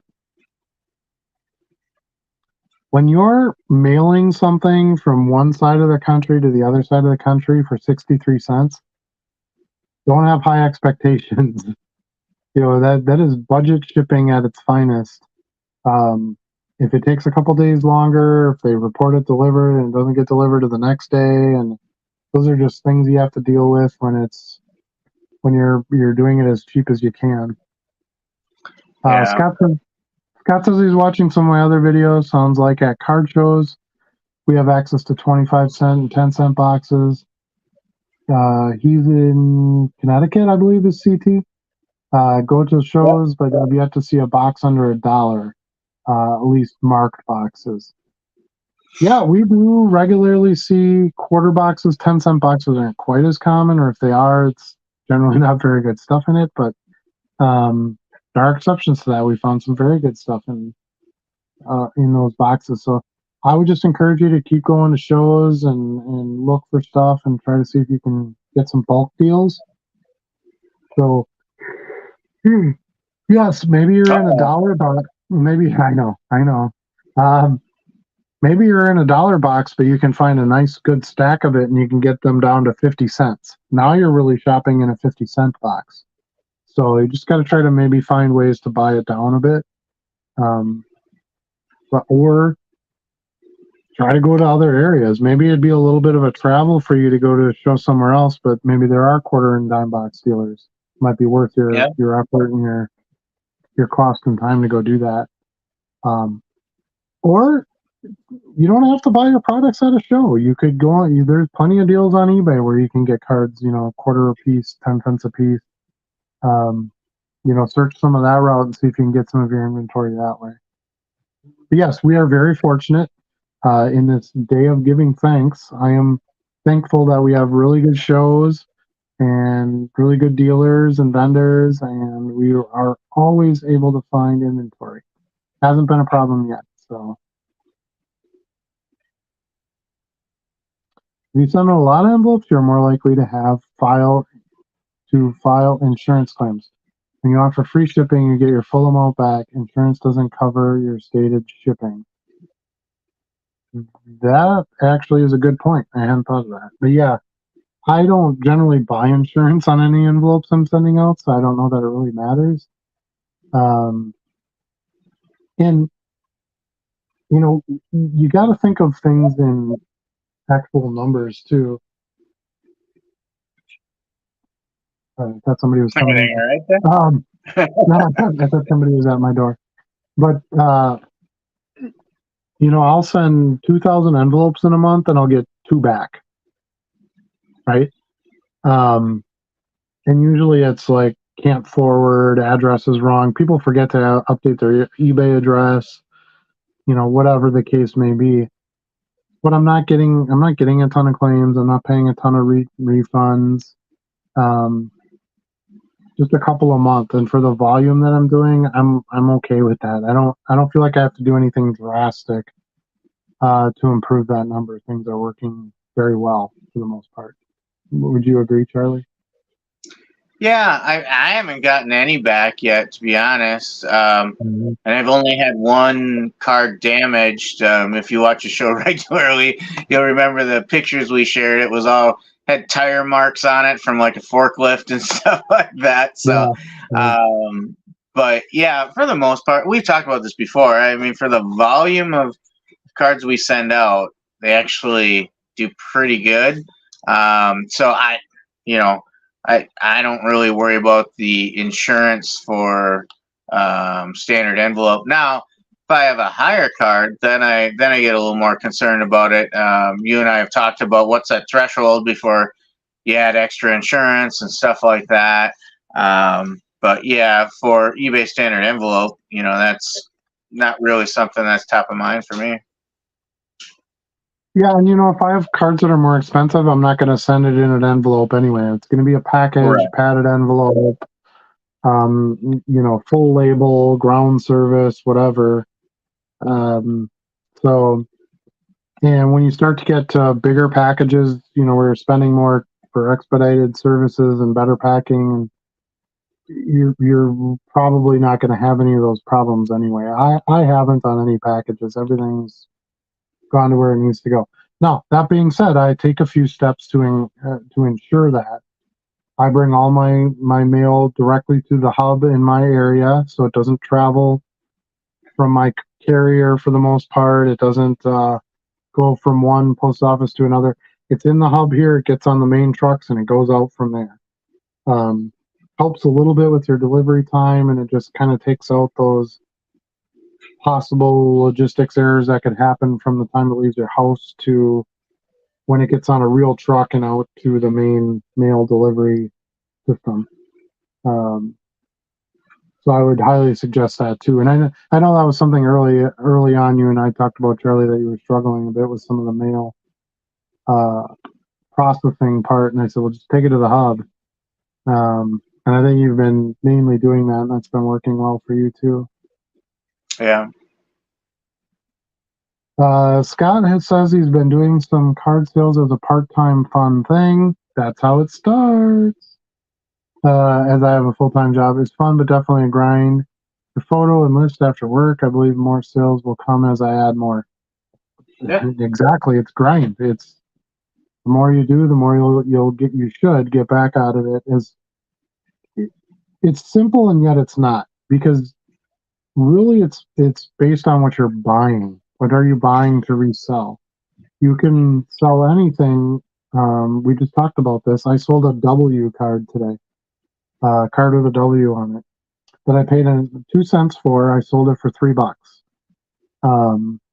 It was an EdgeQuest letter card. It's for those who are familiar with 90s football low-end inserts. But anyway, it's really your buying side. You have to make sure that you're buying for the right price and then list those cards correctly with the right fields and everything filled out. Do your promotions, send your coupons, do all your things to find yourself some buyers. And yeah, your sales should continue to grow as you're adding more cards. No reason they shouldn't. Again, why I say don't just go out there and list 10,000 items right away. Take your time and learn, and find cards that you think you can sell, and it's a process to really get good at it. It's not a day one. Buy a box of 1991 Fleer baseball commons and you're going to sell them for $1,000. Like, you have to be realistic with it and make sure you're looking at what your product is. If you're not getting sales, you're doing two things, one of two things, or maybe both. You're not buying the right cards and listing them, or you're overpaying and then asking too much money for the sale. Either of those things will kill your business instantly. Yeah. Value Box Digger has joined us. Welcome to the show. Happy Thanksgiving all. Go Lions. We'll catch the replay later. That's awesome. Yeah, I love it when people come in and make a jab at the local team. It always makes me laugh because I'm not like a fan of a team just because I live here. I don't know. I always thought that was kind of different. I I tend to be fans of players. I like certain players. I don't really care what team does what. Yeah. I But yeah, took a lot of heat tonight from my boys actually because so I wanted to rep two things for this time of year. There's the Packer game tomorrow, but it's also hunting season, so I pulled out the old camouflage jersey. But my boys are like, "You're wearing Aaron Rodgers jersey? That's horrible. You shouldn't wear that anymore." eventually it'll come around to being acceptable again. I've worn Favre stuff this whole time. Favre is my PC, by the way, for those who don't know. But I've worn Favre stuff this whole time, and I can wear Favre stuff now, and no one cares. Fine. Right. But yeah, you're right. For a while there, it was like, oh, Favre jersey, nice. Especially if it's a Vikings Favre jersey, which I do have. Right. Because how dare you be a fan of the Vikings? I don't really care about any of the teams. I didn't even know the Packers were playing tomorrow. But to each his own. There's diehard Packer fans too. I get it. But anyway, I digress. Good for you. I hope the Lions do well. For your sake. So yeah, have a happy Thanksgiving. Thanks for jumping on.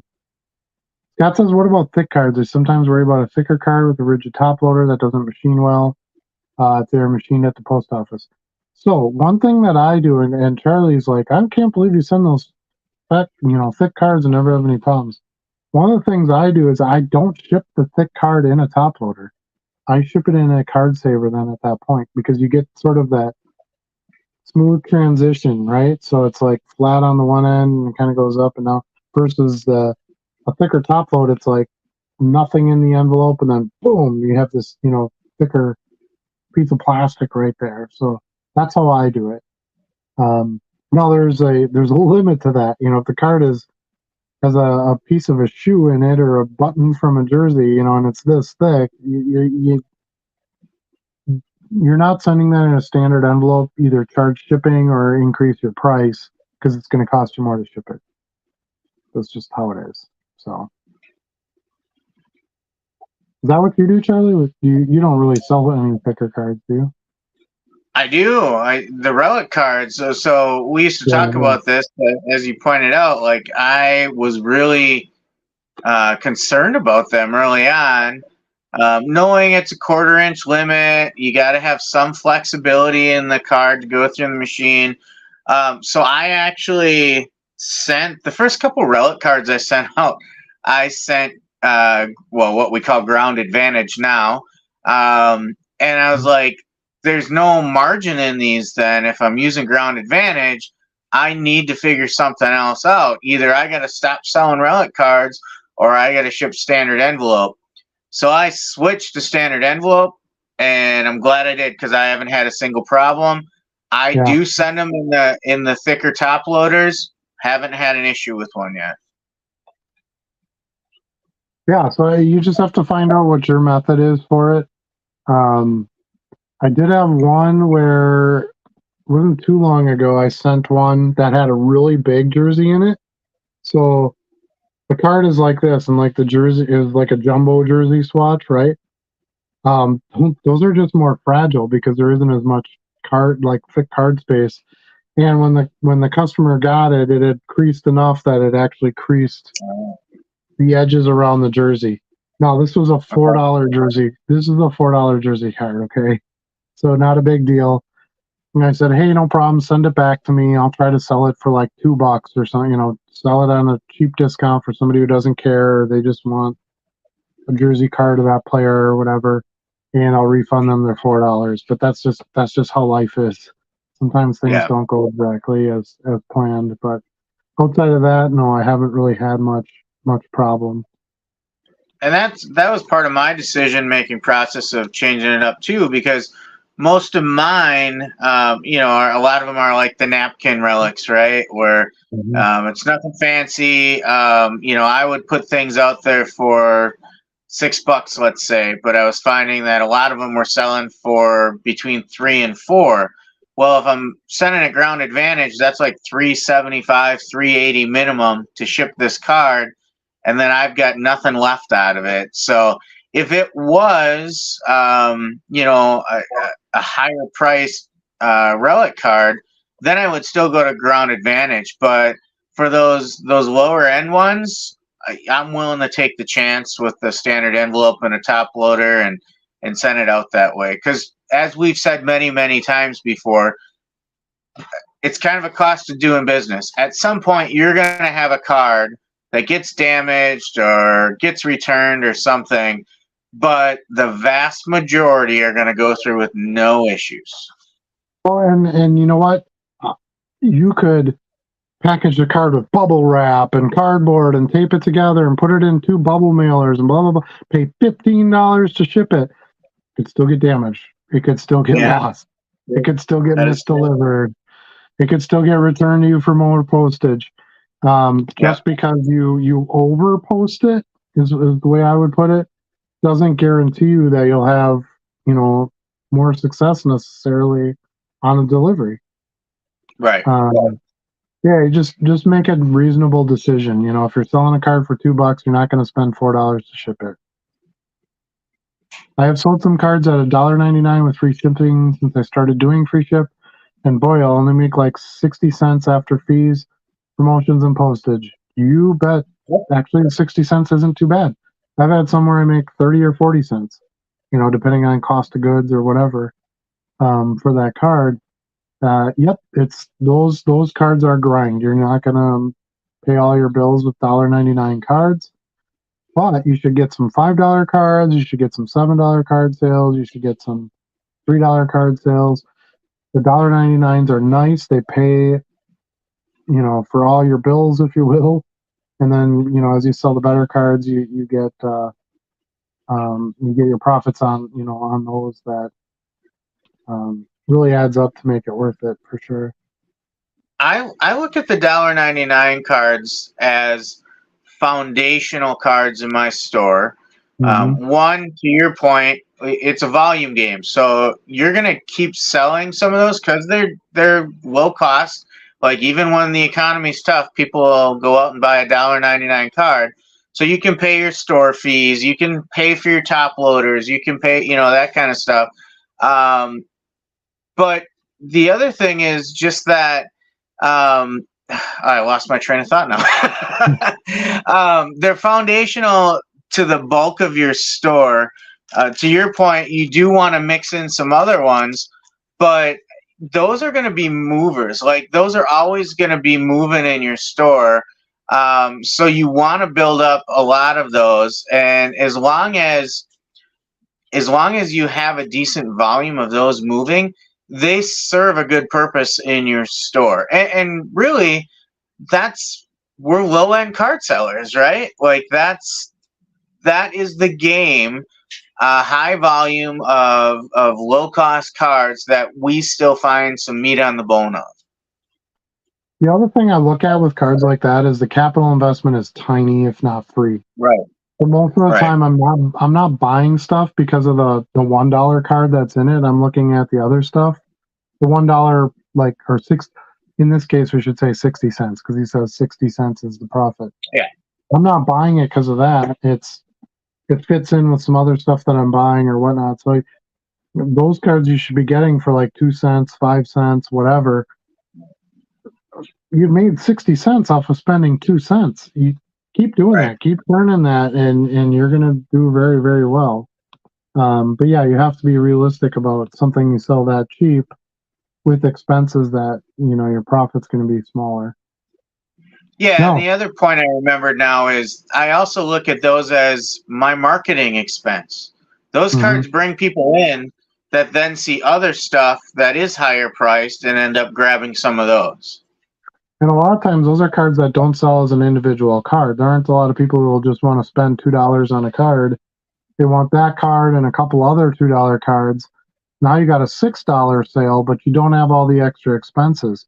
So now you are going to make, $1.50, $1.70 per card, and that's pretty good profit off of a card you paid 2 cents for. So you have to think of, you have to think of most things in volume. Yeah, you're right. You could list the card for $1.99. They buy that one card, you ship it, put it in a top load, do all those things that have some cost to you, and you made 60 cents. That's right. Same thing with my auctions. People are like, why do you do the auctions? You're not really making anything. Yeah, there's sometimes, I do 99-cent auctions. There are times where somebody buys one card at auction. I don't make any money on that. And Charlie's right. I always look at that as an opportunity to get a sale to somebody, get them to know my store. Maybe they'll come back and buy some more stuff. I'll still pack the card right away. I'll ship it instantly. They'll get a notification. It can be a trust building exercise. Because remember, the people on the internet don't know who you are. They might just be buying a $2 card just to test you out and see how you do. Send a business card, do whatever you need to do so they know who you are and they come back and buy more. I have a lot of customers who will come on and buy regularly just $1.99 or $1.49 cards. And they just keep coming back and keep buying them. Well, no, I don't make much per card, but they're a good customer that I make money on because they're buying in bigger volume. It's like your local convenience store, right? There's those staples, those low-cost leaders that get people in the store, and then they buy the other stuff. Yeah, I mean, think. You're right. That's a good point. Think about it even on let's say a bigger scale, right? Walmart makes all this money and does all this stuff. You know what they still sell at checkouts? 50-cent packs of gum. What do you think they make on a 50-cent pack of gum? Not a whole lot. But they sell this 50-cent pack and this 50-cent pack and this 50-cent pack, and you buy other stuff because you're in the store already and so on and so forth. They'll still take that 50 cents on that pack of gum. That's still money that they can add to their revenue and their bottom line, and not very difficult for them to sell. They take the box, rip the top of it off, stick it right at the checkout. That's it. That's all they have to do. There's no restocking. There's no those $1.99 cards are going to move, and you don't have to put in a lot of effort to do it. So, right. On a per card basis, is it worth it? Like if you were to sell one card, no. But if you're in this to sell one card, it's probably not for you. Yeah. Tom says there was an article that explained in order to go through the sorting machines for ESE, it has to be flexible enough to bend around a coffee cup or mug, was the example given. Well, I would argue that you are not going to get a top load to bend around a coffee mug too easily. Yeah. Without damaging what's inside it besides. Yeah, and that's without a card in it. Yeah, I don't want to just beat the dead horse too much with this one because it works. Put the card in a top load, send it in an envelope, and you'll be fine. Don't overthink it. The process. Right. Matt says when the sorting machines jam, they stop it and take everything off the track behind the jam. I just told you about that, Charlie. And put them in a tote so that they can get the machine up and running. That tote may sit for a bit. Does this mean they have totes and jam? Totes and jam. Wow.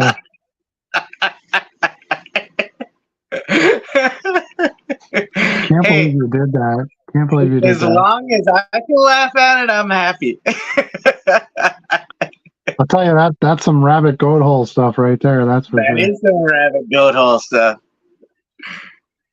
Yeah, you're right. If that's where I would run into a problem is I would have one that would get stuck in the machine and then they drop like the other 15 I had on the conveyor. They just assume they're all going to jam up the machine, which makes no sense. But they pack them all up, put a rubber band on it.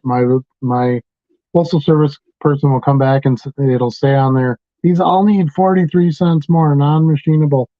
And I literally just rip the label off and go drop them off. So the downside to that, of course, is it takes an extra day or two for your customer to get their card because it has to return to you first. But right.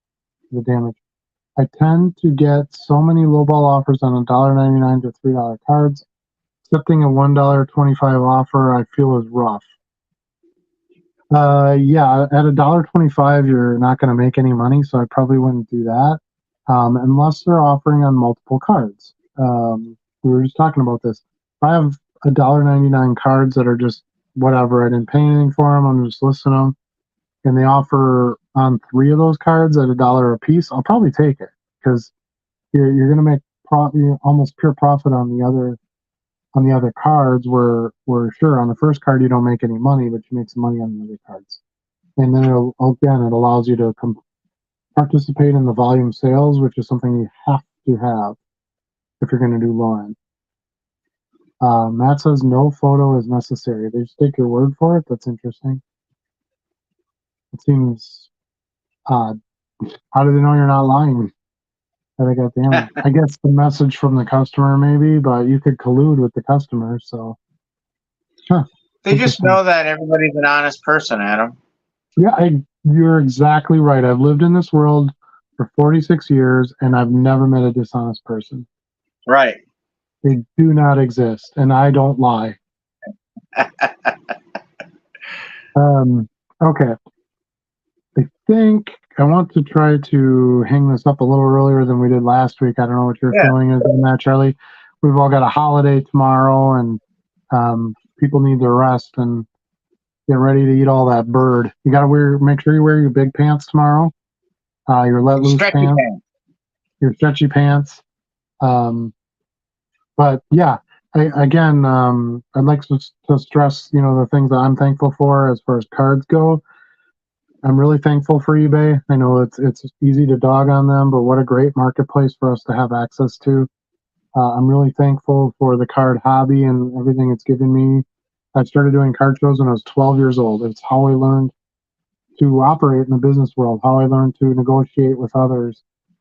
I think if people participated more in some of these types of transactions in life, they'd be more willing to see somebody else's side, not just in business, but politics, religion, and get to know some people and see why their perspective is what their perspective is. It doesn't necessarily have to match yours.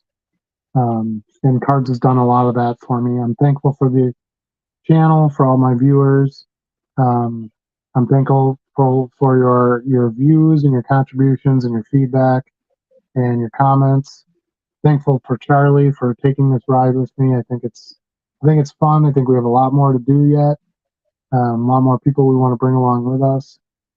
And I'm thankful for my family and them, allowing me to do this. And I'm thankful I can make a good living at it and be able to provide. Things are good. Thankful for my health and so that's my list. Where are you at, Charlie? It's a similar list, man. Thankful for a healthy family. Thankful for some hobbies that I love, that I get to do every day, whether it's cards or football coaching or whatever it is. Thankful for the great friends I've built through this life. It's great to know when you're going through life that you have friends and family that will be there when you need them, and I consider myself lucky to have people like that in my life. So thankful I've got a couple of young boys that enjoy doing some of the same things, so we can spend time together having fun. And of course, I am happy for Stewart. I'm also happy for my great hair. I'll be sure to bring more, the hair out more regularly since it was so popular on this evening's discussions. But thank Jenny for us. It was really nice to have her on here. Will do. Hopefully we can do more of that. Do some more sharing with some of the things outside of cards that are important to us as well. But get out there, get your turkey tomorrow, but then get right back on the horse and do your listing and shipping and your shipping and listing and keep building and having fun and making some money. And thanks for joining us, and we'll see you all soon. Peace out.